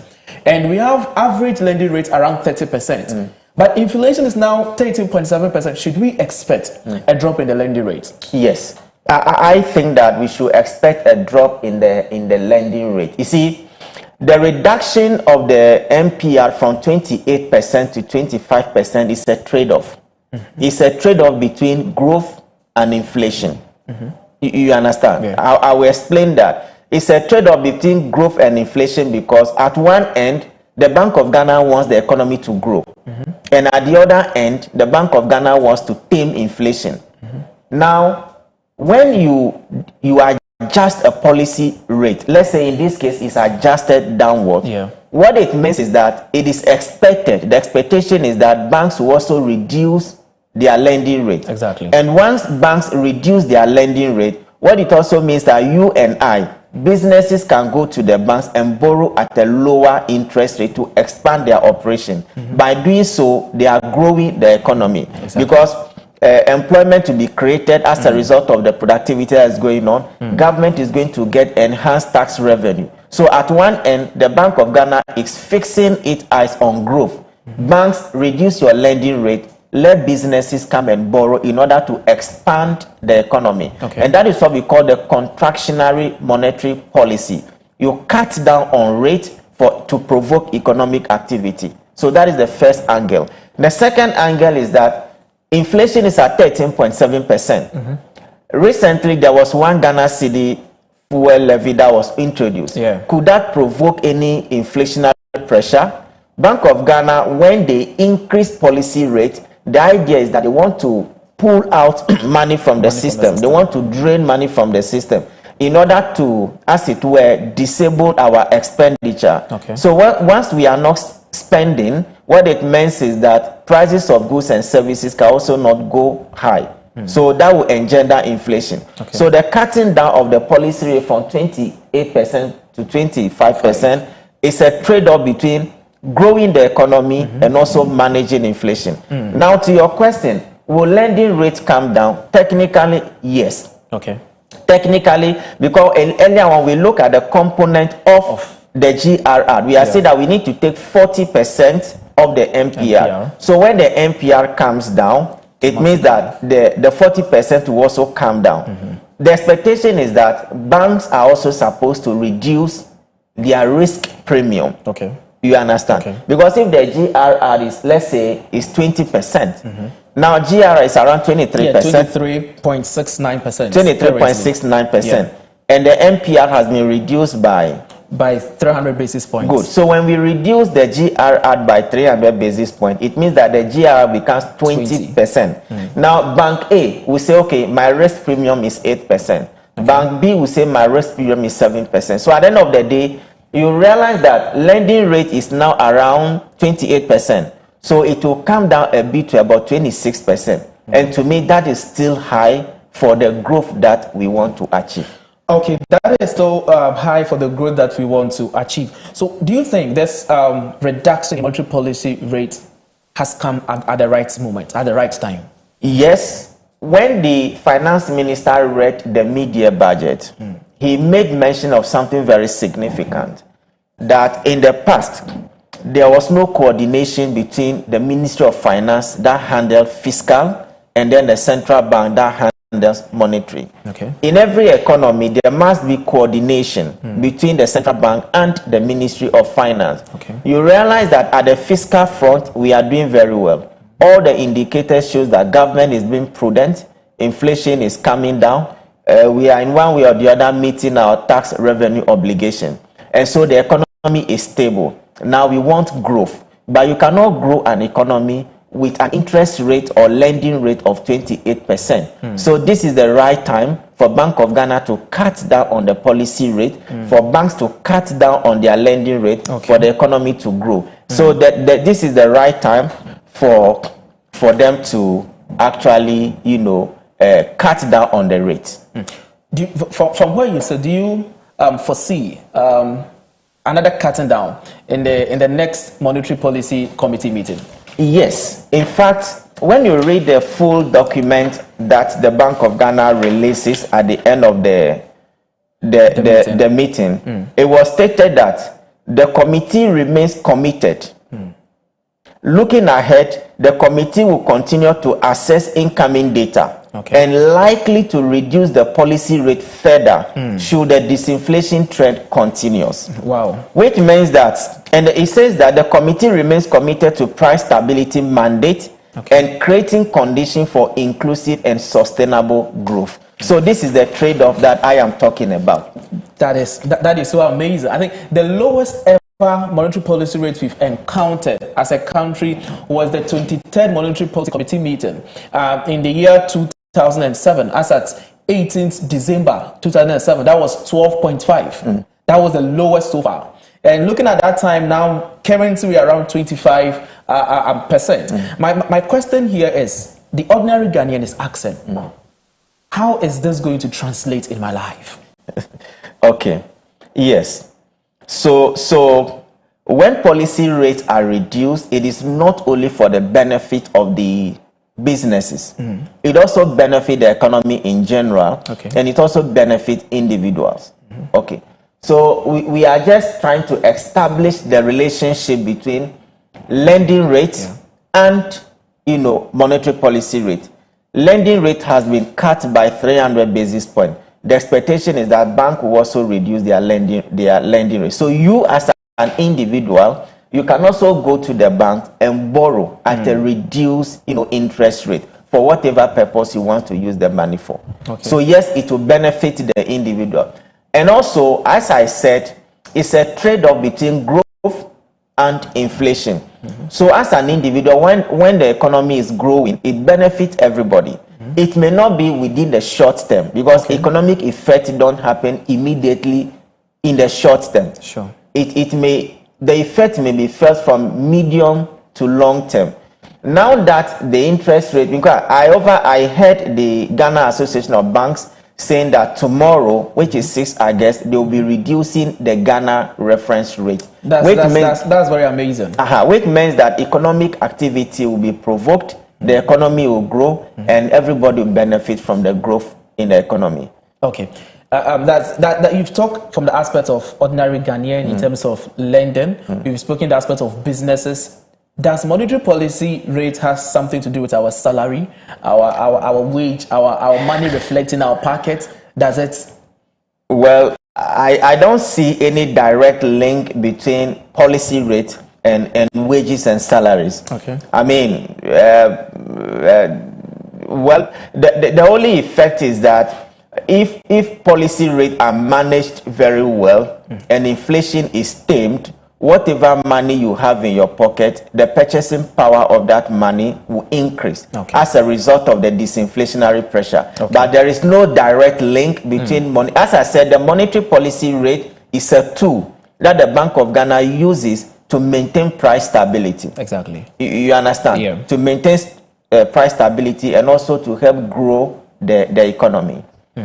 This so amazing. That's the question someone is just asking. He said that, do you think this will result in increased access to credits?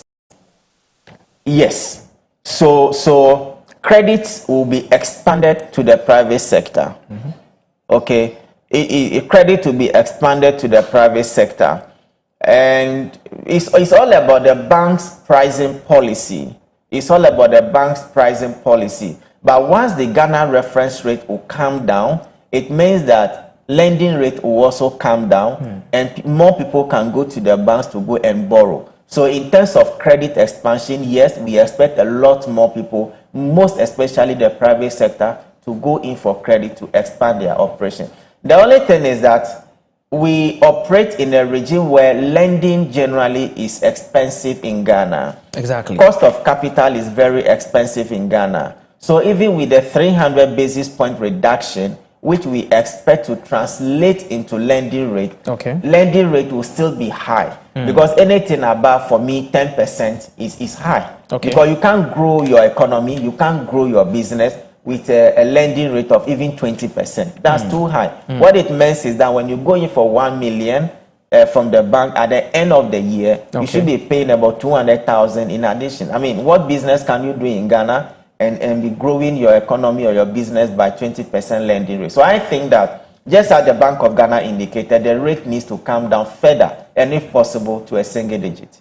A single one. That is so amazing. I think we've not recorded a single digit monetary policy rate in our history. But the question is this the right time for ordinary Ghanaian to invest and save? Does the monetary policy rate affect interest on investment and interest on savings? Yes, as I said, the monetary policy rate determines market rate in whatever form you look at it. Treasury bill rate, fixed deposit rate. And so once the rate is coming down, it means that those other rates that affect investment was, in fact, you realize that the monetary policy rate has an impact on investment. Because once investment policy rate is going up, it means that rates that, treasury bill rate will also come down. But when you realize that the 91-day treasury bill is at around 10%, which means that when policy rate comes down further, the treasury bill rate will also drop, and that may discourage investment. So people may be tilted towards assets that are priced in foreign currency in order to protect themselves against any volatility. So meaning if people want to invest, I think we should invest now. So yes, you can invest now. Then you lock up your fund. You lock up the fund. You lock up the fund.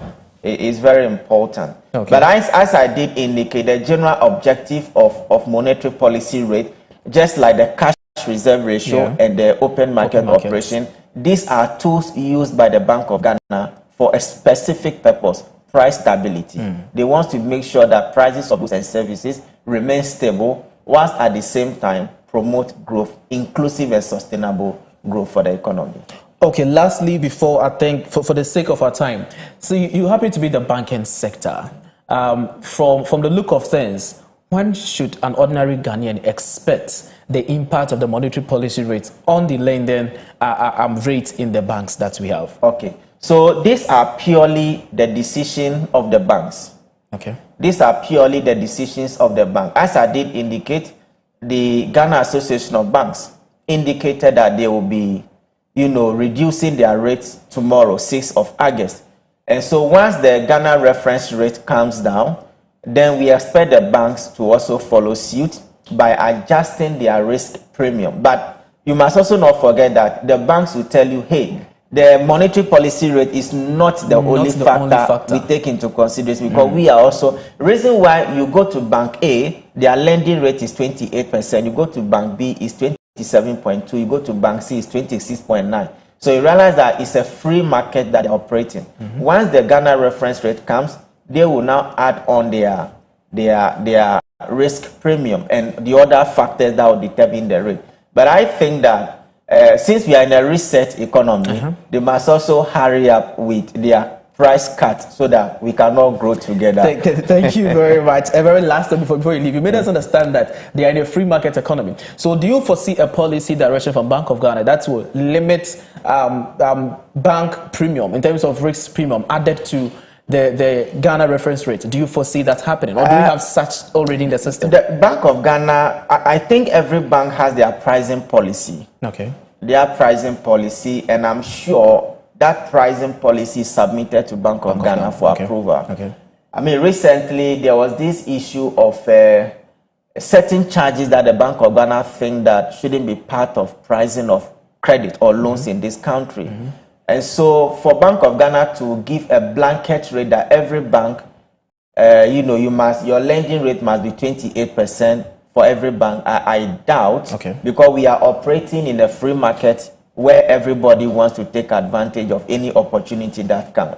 Just that when yours is too much, nobody will go to you for credit.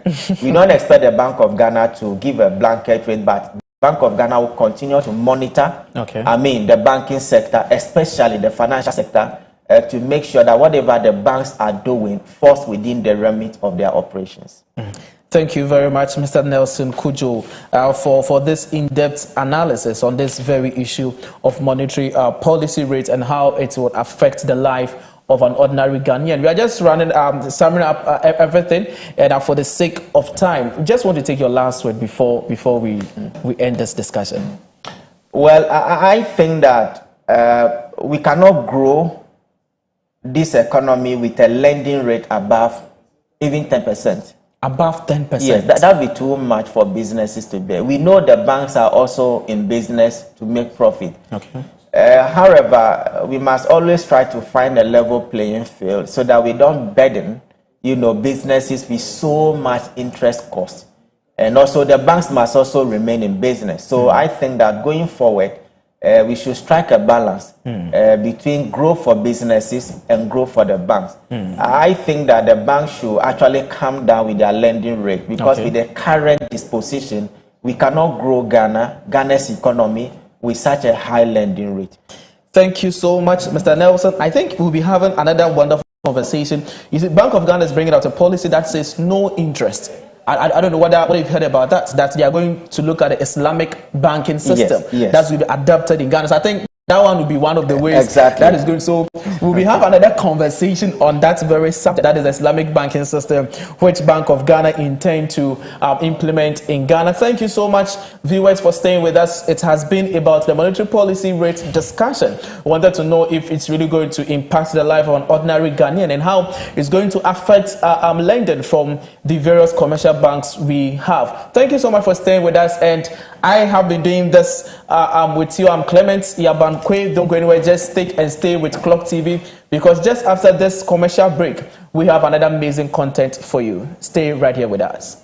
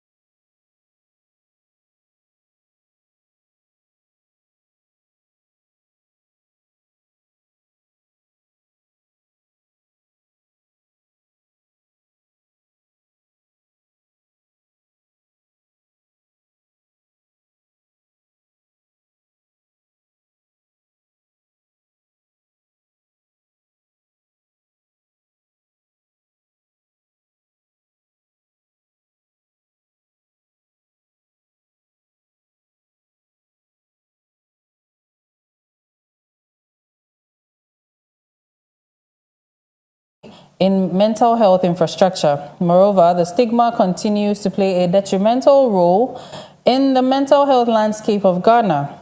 A recent survey revealed that over 70% of the population perceives mental health issues as signs of weakness. The pervasive stigma not only discourages individuals from seeking help, but also perpetuates harmful misconceptions about mental illness, further isolating those who are affected. In light of these challenges, it is imperative for all stakeholders, including the government entities, healthcare providers, and community organizations, to prioritize mental health awareness and advocacy. Increased funding for mental health services, comprehensive public education, campaigns aimed at reducing stigma, and the formulation of robust mental health policies are essential steps towards addressing this growing crisis. By taking proactive measures, Ghana can move toward a future where mental health is recognized as a vital component of overall well-being, ensuring that individuals have access to the support and resources they need to thrive. Now let's get into the conversation with Dr. Abigail Harding. Good morning. Good morning. Thank you so much for joining us this morning. Thank you for having me. Right. So quickly, if you can briefly tell us what mental health is all about, because when we talk about mental health, especially with my generation and then our parents, they say, and I'm depressed, I'm this. What though is mental health? Okay, so mental health is all about your ability to, it's not just the lack of physical health, it's also the ability to function, to cope with everyday stresses in life, to be able to contribute productively to your society. Right. So it deals with your emotions, how you feel, how you're able to work, attend school, form relationships, lasting relationships, and just basically thrive in society or in your community. Right. Okay. So what are some of the most common conditions that are now being seen? Which ones are rising more? Okay. So we know that things like depression, anxiety disorders, and now substance use is also on the rise, and particularly among the youth who are using common drugs of abuse like red or what we know as tramadol, and then also cannabis is also on the rise. Yeah. Right. Okay, so it seems some people also talk about bipolar disorder and things like that. They say this person is bipolar or this person is schizophrenic. Is that also something that's on the rise? Yes, so those are more of the severe mental disorders, bipolar affective disorder and schizophrenia. They are, yes, on the rise, particularly among the youth, younger generation.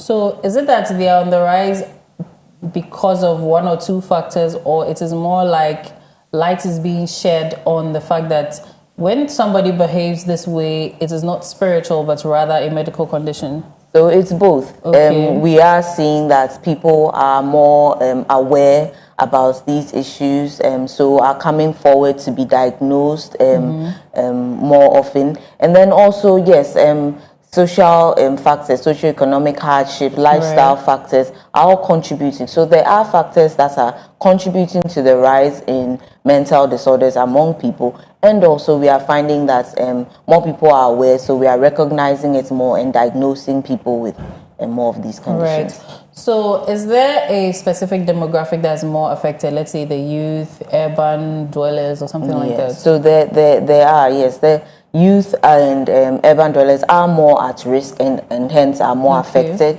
because of the kind of pressures that they face within the urban setting, with work, even traffic, the kind of performance pressure, the pressure to achieve so much more at work, in school. So we know that, yes, the youth are more affected. And remember that they are also digitally overstimulated. We are the generation who have so much access to social media, to digital devices. And so that is also contributing to an increase in mental disorders. Right. So before we come to, some of the things causing the mental health issues with the youth, what about the older generation?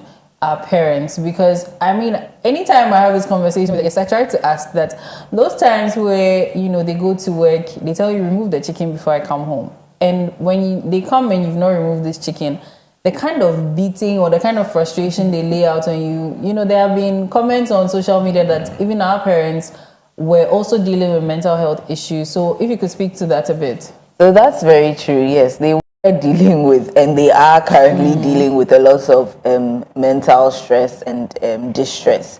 So we know that the older generation is not spared, but most of the time it's something that wasn't talked about enough. It was brushed under the carpet, just keep on moving with life. But now we know that more people are aware, more people are talking about it, like forums like this. And so we are speaking about mental health more. But yes, the older generation too also have the similar problems with anxiety disorders, depressive disorders, even substance use. Alcohol is more common in that age group. And then even other disorders like dementia, where they have problems with their memory, forgetfulness and all of that. So they are not spared. It's just that within the youth, they are also, we know that it's rising rapidly within the youth demographic. Right. Okay, so now with this same demographic, they tend to make certain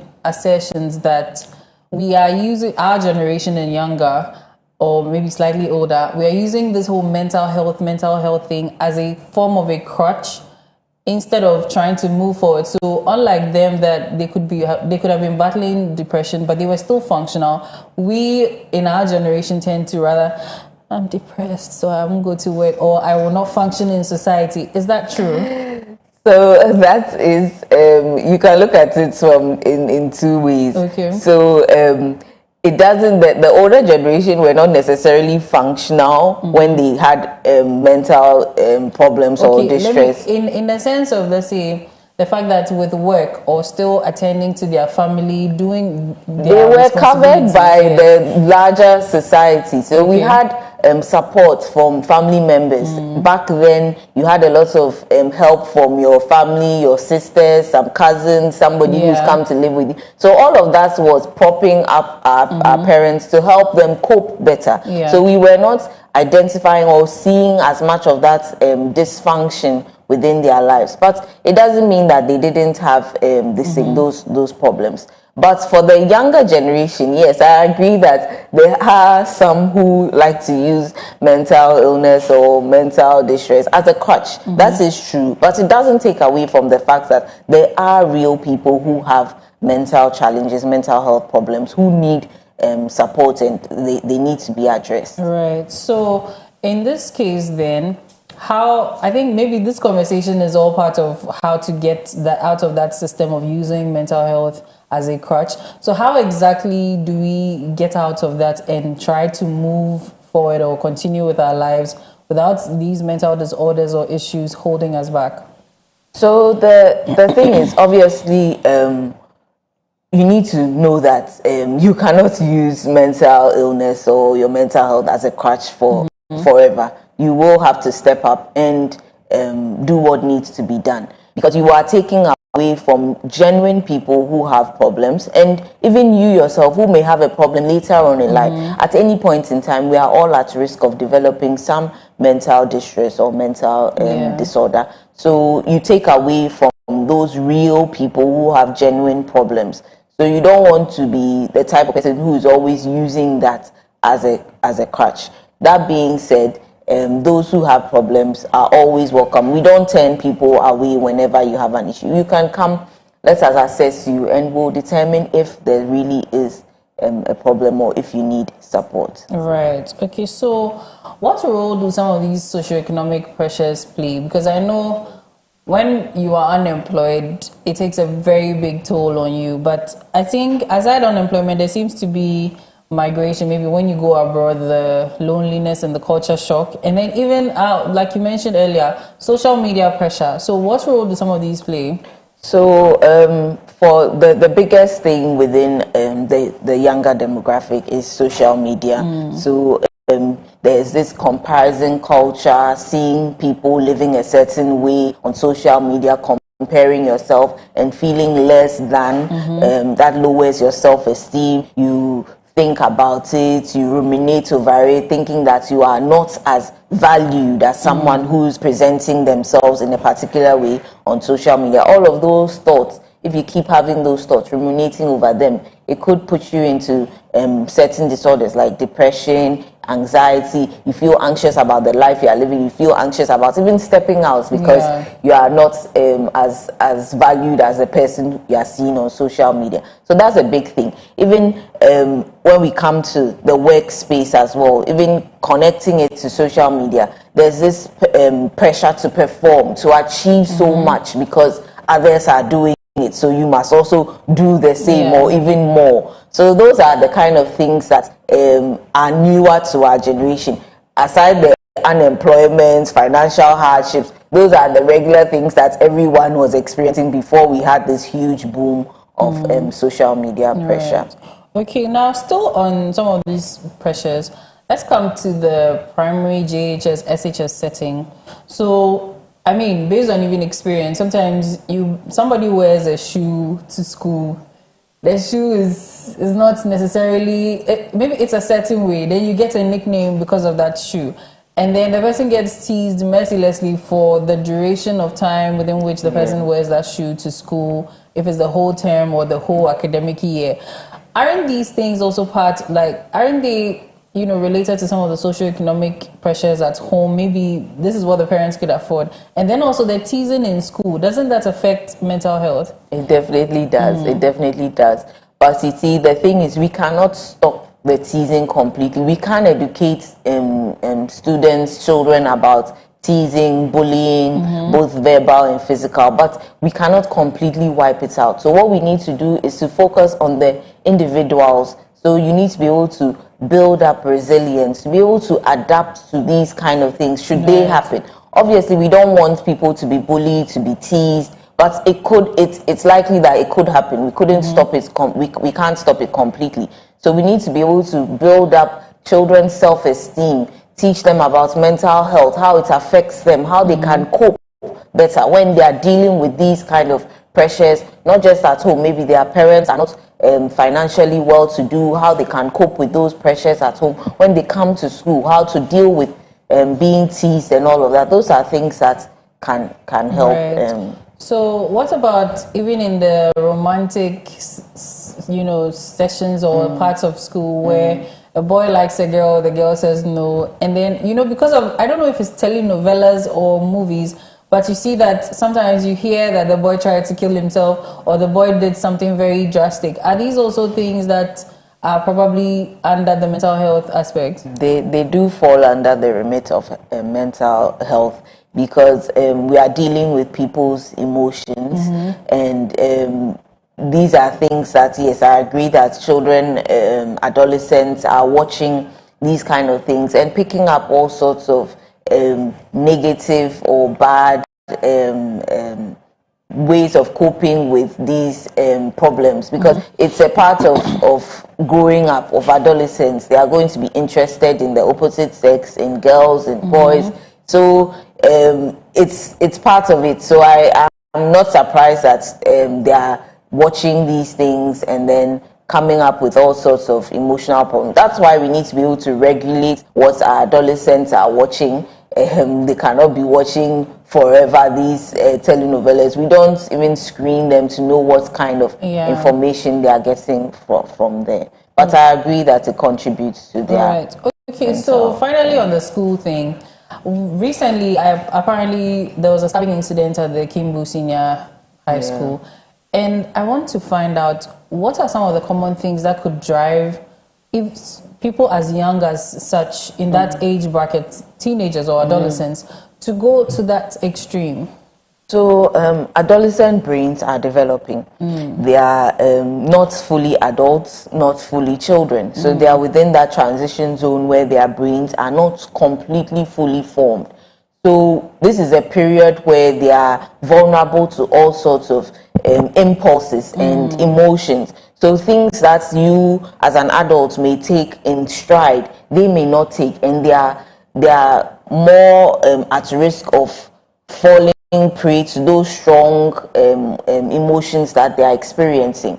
So for adolescents, what I would suggest is that we need to teach them better coping mechanisms. How to deal with the fallout of a breakup or a rejection, a girl not rejecting you, or another boy, yes, even two friends, or another boy taking your girlfriend, or a girl not liking you, or something like those should not be things where someone should be able to, you should be able to cope with it. You should be able to say, channel those energies or those emotions, those strong emotions you are feeling, into something else. If they need to play video games, football, speak to a teacher, speak to a trusted adult, those are the ways that we need to teach adolescents how to cope with these problems, so that it doesn't spill over into violence and aggression like it did. All right. Okay, so now with the increase in mental health talks, is it because of the escalation crisis, or is actually because of more information, or maybe a bit of both? A bit of both. Okay. So we know that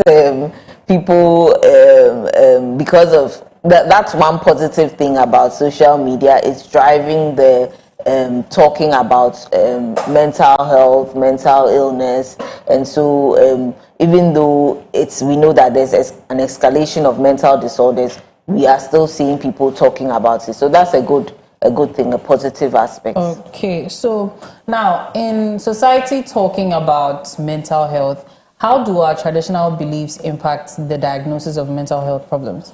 So in our culture, we know that a lot of times there's a belief that mental illness is from the spiritual realm, and it could be a punishment for something you may have done, or your ancestor or your parents have done, and so that is why you are experiencing these symptoms you are having. However, that delays diagnosis and as such delays treatment. So it can, and the longer you wait, you can develop complications. It can be more difficult to treat simple mental disorders that could have been managed so easily. All right. So I think I've seen a couple of times, I don't know if it is probably atheist agenda, but sometimes some people tend to say things like those who claim they are deeply spiritual and are able to commune with the Holy Spirit are probably suffering from some form of psychosis or schizophrenia. If you can touch on that a little bit for us. So that's a big area, yes. We do... mental health recognizes that there are within different cultures, some people are more spiritual, religious, and so we factor that in whenever we are making diagnosis. So it's based on what is relevant to your culture. So the individual sitting in front of me, I'm going to take all of that into context. If your behavior, what you are doing, is that specific to even the church where you worship or the mosque where you attend? Are those practices, are those behaviors common to that group? So that we know that it's not out of keeping with the person's behavior, because we know that otherwise we would be picking up mental illness among a lot of people in our society, because we are a very religious and spiritual community. So that being said, it's not really a problem for us, because we are able to identify when someone is connected to their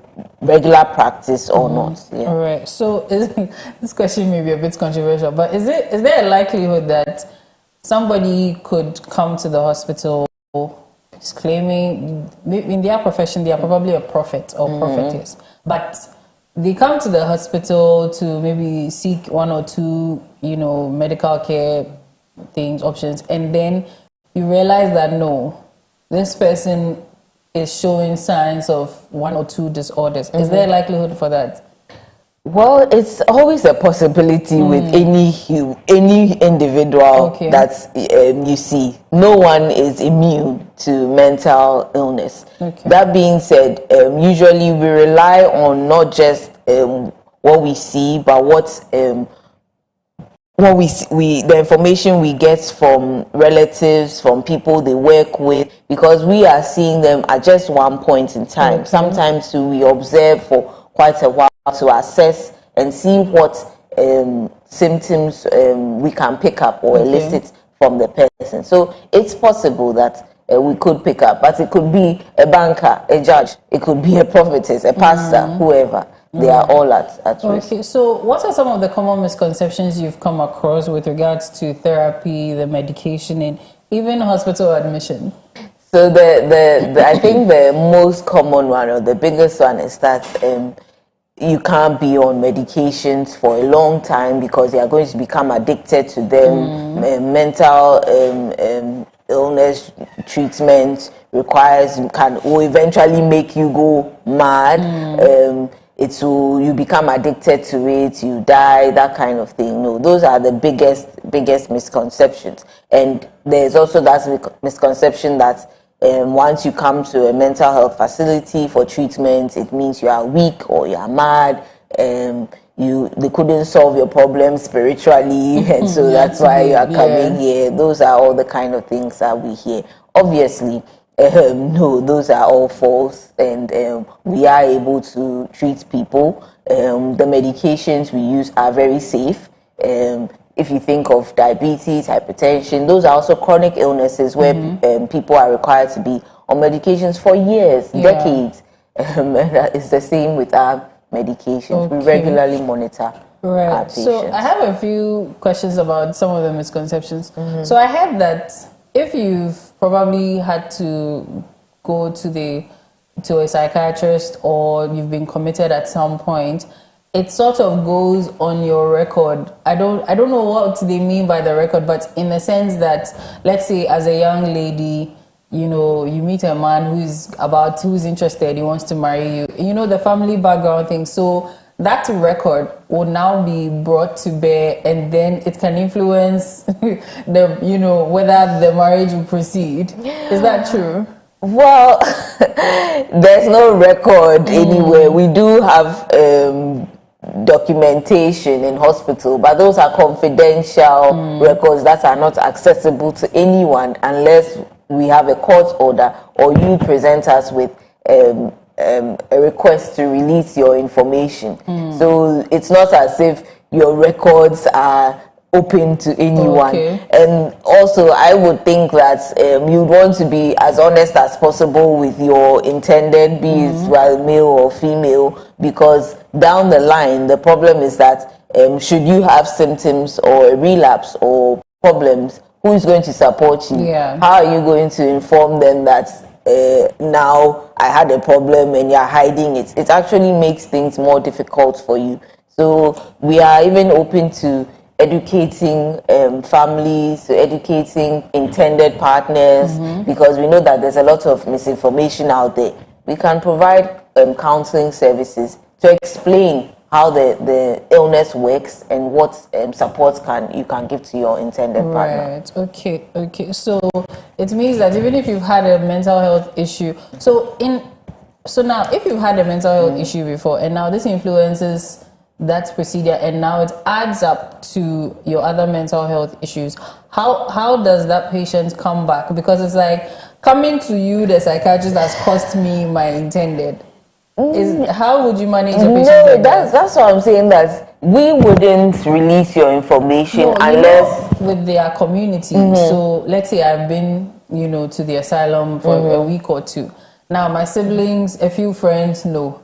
And you know how human beings are, sometimes information leaks one way or another. So with that, then the intended hears it. Now the intended family say, this girl, maybe she'll come and give birth to mad children for us or something. So now maybe they annul everything. Then now a second mental health issue comes in. How then would you as a professional encourage someone in this situation to come back to seek help? So what we would always do is to encourage someone not to self-stigmatize. Even though someone didn't want to proceed with marrying you, it doesn't reduce your value. That is why we do therapy. We build up our clients to know that their value is not based on what someone else sees in them. But that being said, I would imagine and hope that you would be upfront with your partner before he even hears that you have a mental illness. It's not a crime to have a mental illness. We should be open about it, because rather hiding it would make him think that, well, or her think that we were hiding it, and so that is why I don't want to proceed. But be upfront, be open. If they need further education, we are open. But if they don't want to proceed, that's their loss. Right. Do you understand? Okay. Yeah. So my second misconception I hear, I don't know if it's a misconception, but I hear therapy is very expensive. Well, it depends on where you seek therapy from. The government institutions are obviously much cheaper because it's a public institution. But we have private therapists, private psychiatrists, psychologists. There's everything public and private. So obviously private is more expensive, but public is cheaper. But that being said, those services are not free, because we don't expect that you don't buy your medications for free. You pay for them. So it's the same with therapy. They are not going. It's not going to be free. It's also treatment. It's therapy. So it's paid for. You need to pay for it. Yeah. Is it covered by NHIS? So fortunately, NHIS is moving in. It's progressing in terms of mental illness coverage. There are so far 4 disorders that are covered by mental illness. Just recently it was passed, so we are looking forward to our clients accessing that service. I'm hopeful that therapy will maybe be added on. Exactly. Right. Okay. So we have a few questions, but before that one, has the stigma changed in this generation, among the youth especially, or it's still quite as bad? So the youth are more open and are more ready to talk about mental health issues and mental disorders. So yes, that aspect has changed. However, there's still some stigma around having a family member having mental illness. The shame, hiding the people in their homes, locking them up, not wanting to say. For example, even the example you gave, not telling your partner about mental problems you may have had for fear of them not wanting to marry you. So those are still real things that are happening among the youth, even though we are talking about it a bit more. All right. Okay, so we have a few questions here. Someone's asking, what leads to madness? I'm using quotes because I know it's not the clinical term. Yeah. What leads to... So there are a number of... Okay, what is the clinical term for what we call madness? Mental illness. Mental illness or mental distress, mental disorders. It's a spectrum. So the illness side is where you have the illness. But we all at some point have some challenges with our mental health. So we may have issues feeling down, sad, crying excessively, having thoughts or anxieties about particular things, persistent anxiety. So those are all things that happen to a lot of us. But that is it. Mental illness could be from genetics and then environmental factors. So when we look at genetics, there are a number of genes, that's myriads of them that could contribute to developing a mental illness. So some people have the genes in them. Sometimes environmental factors come to play that contribute to you developing those disorders. So stresses in life, heartbreak, work or school pressures, having a loss of a family member, financial hardships. Those are all things, environmental things that can contribute to you developing a mental illness. Okay.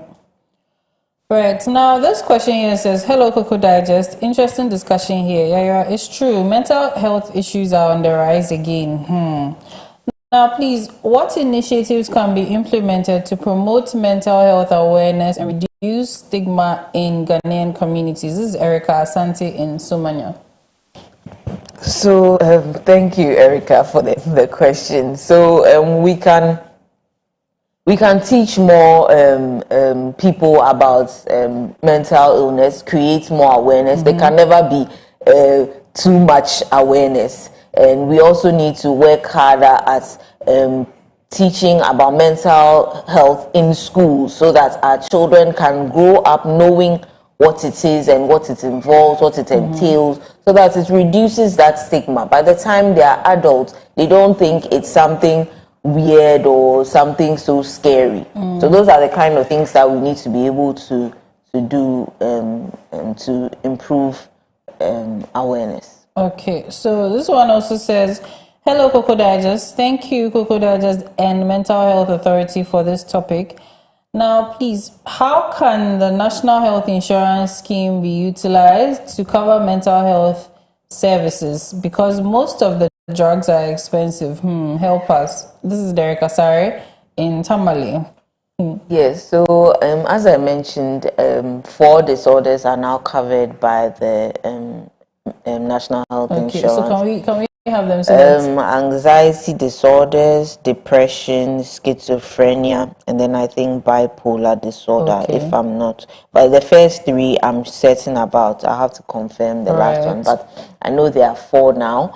And some medications are on insurance, not all of them, but some of them are.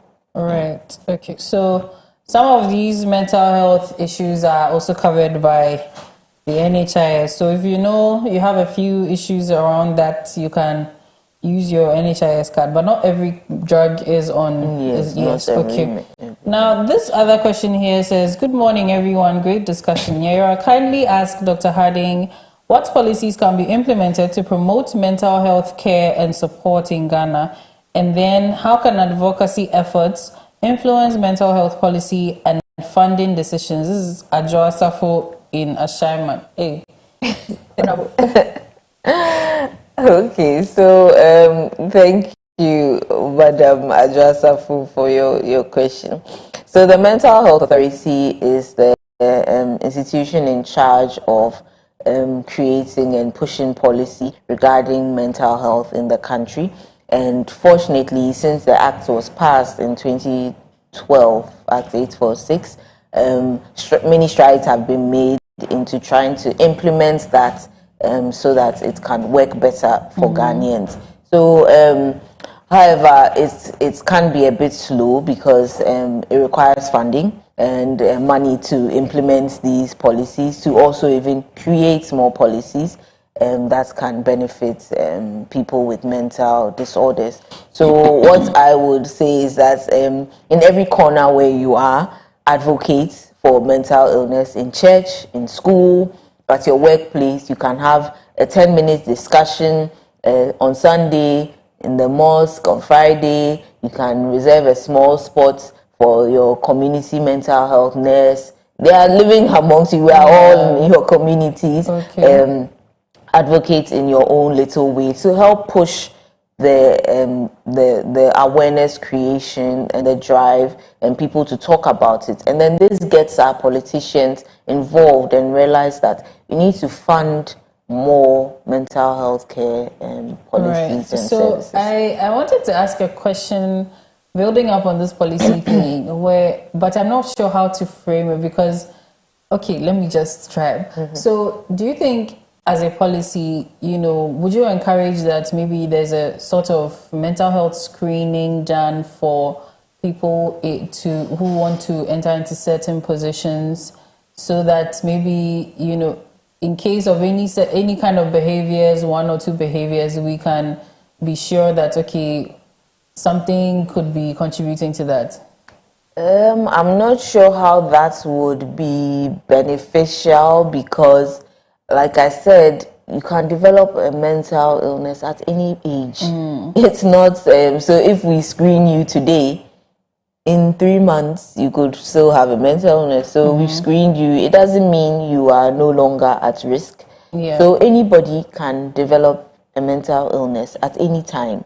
There's no specific age range. Obviously, we know some age groups are more at risk, but it doesn't. You are not immune. So that's, I'm not sure how that would. Okay, so in a situation where maybe the job requires dealing with a lot of people, and then so maybe you are screened for mental health, to check your mental health just in case there's anything wrong, so that you can also be handling it, and then also it can inform the role you may be given at the job or something like that.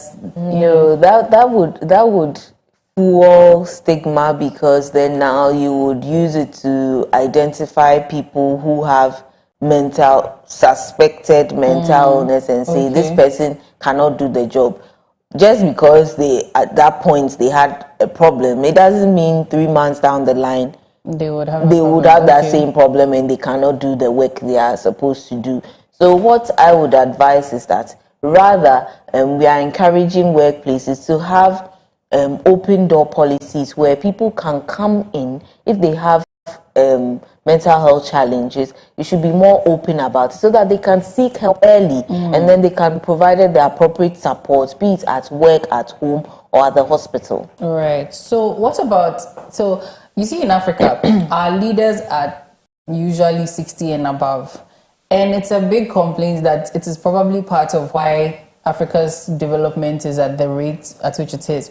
So wouldn't that also be necessary, when we are electing or putting people in places of power to make decisions for us? Because there are comments that some people are over 60, and these people, even in our work service, we know that retirement is from 60 because your faculties tend to start deteriorating, at least on a more generic scale. So in this situation where we have most of our leaders at such ages, shouldn't there be some form of screening just in case they might make certain decisions that would be detrimental to the citizens? No, we can't use just in case as a basis for. There are so many just in cases. Okay. There are so many things where people could make decisions, and it will be difficult to remember also that we are dealing with someone's health. It's a private thing, so they will have to.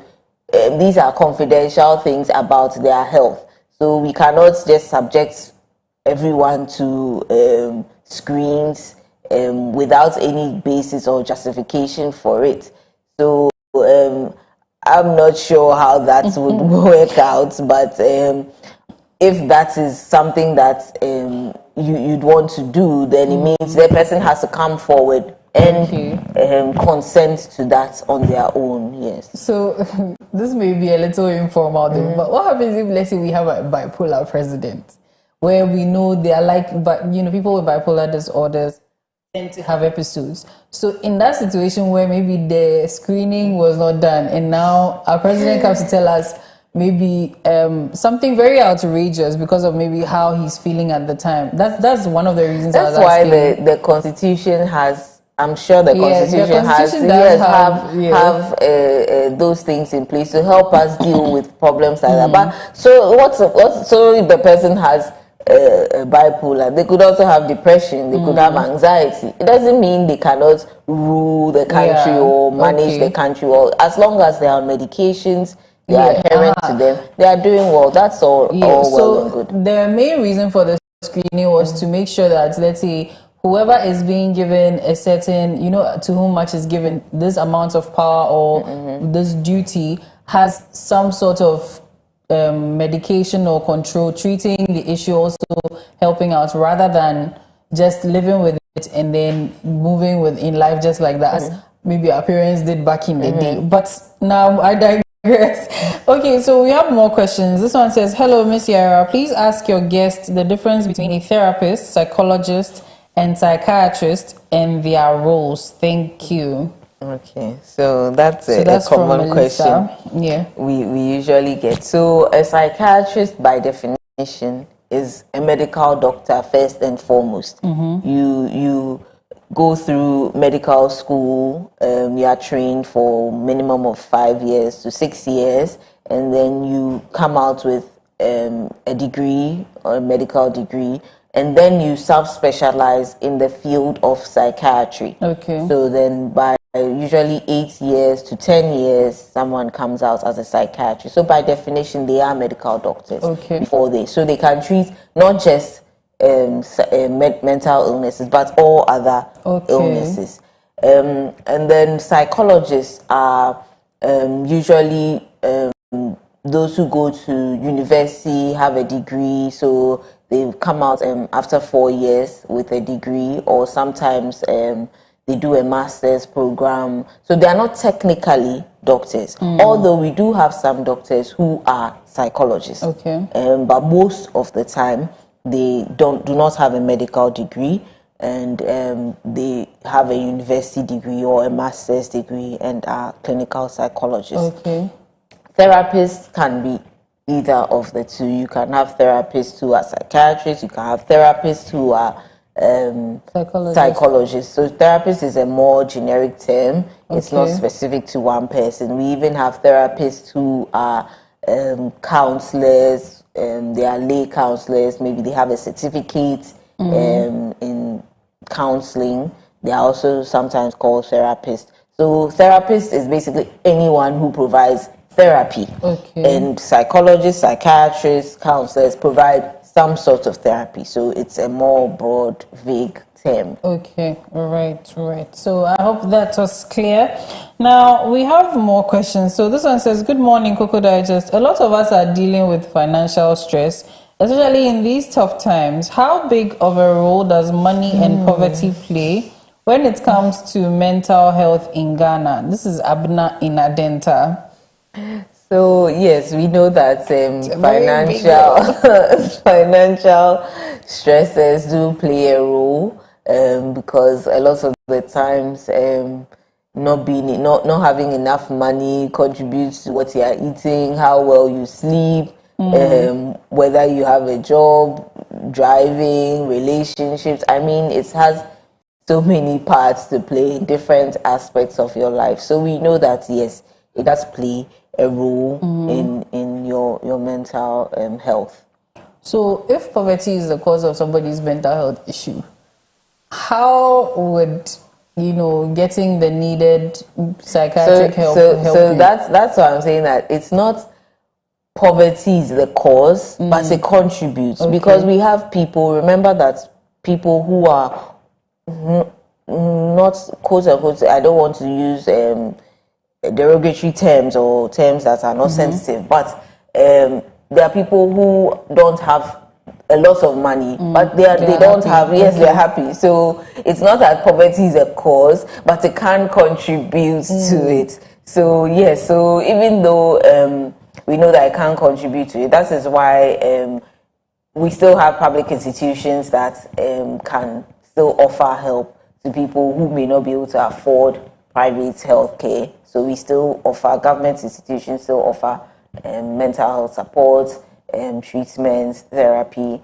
at a reduced cost to people who may have financial stresses or hardships. Okay, so this one also says, hello Koko Digest, great discussion. My question is, has the COVID-19 pandemic had a lasting effect on mental health in Ghana? This is Malik from Wager.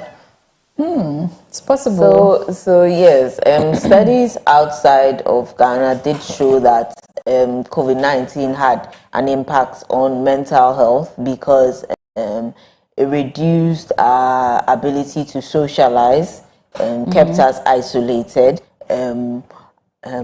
brought on different stresses. So we had people who were now fearful of even being close to anybody, touching things. So it brought out all sorts of different aspects, things that people may not have shown without the pandemic. It kept us, a lot of people were stuck at home, working from home, didn't have the ability to socialize. Some people live alone, so they were living alone for extended periods of times. So that's all we know had an impact on people's mental health. So it's slowly getting better, because now we are out of that phase.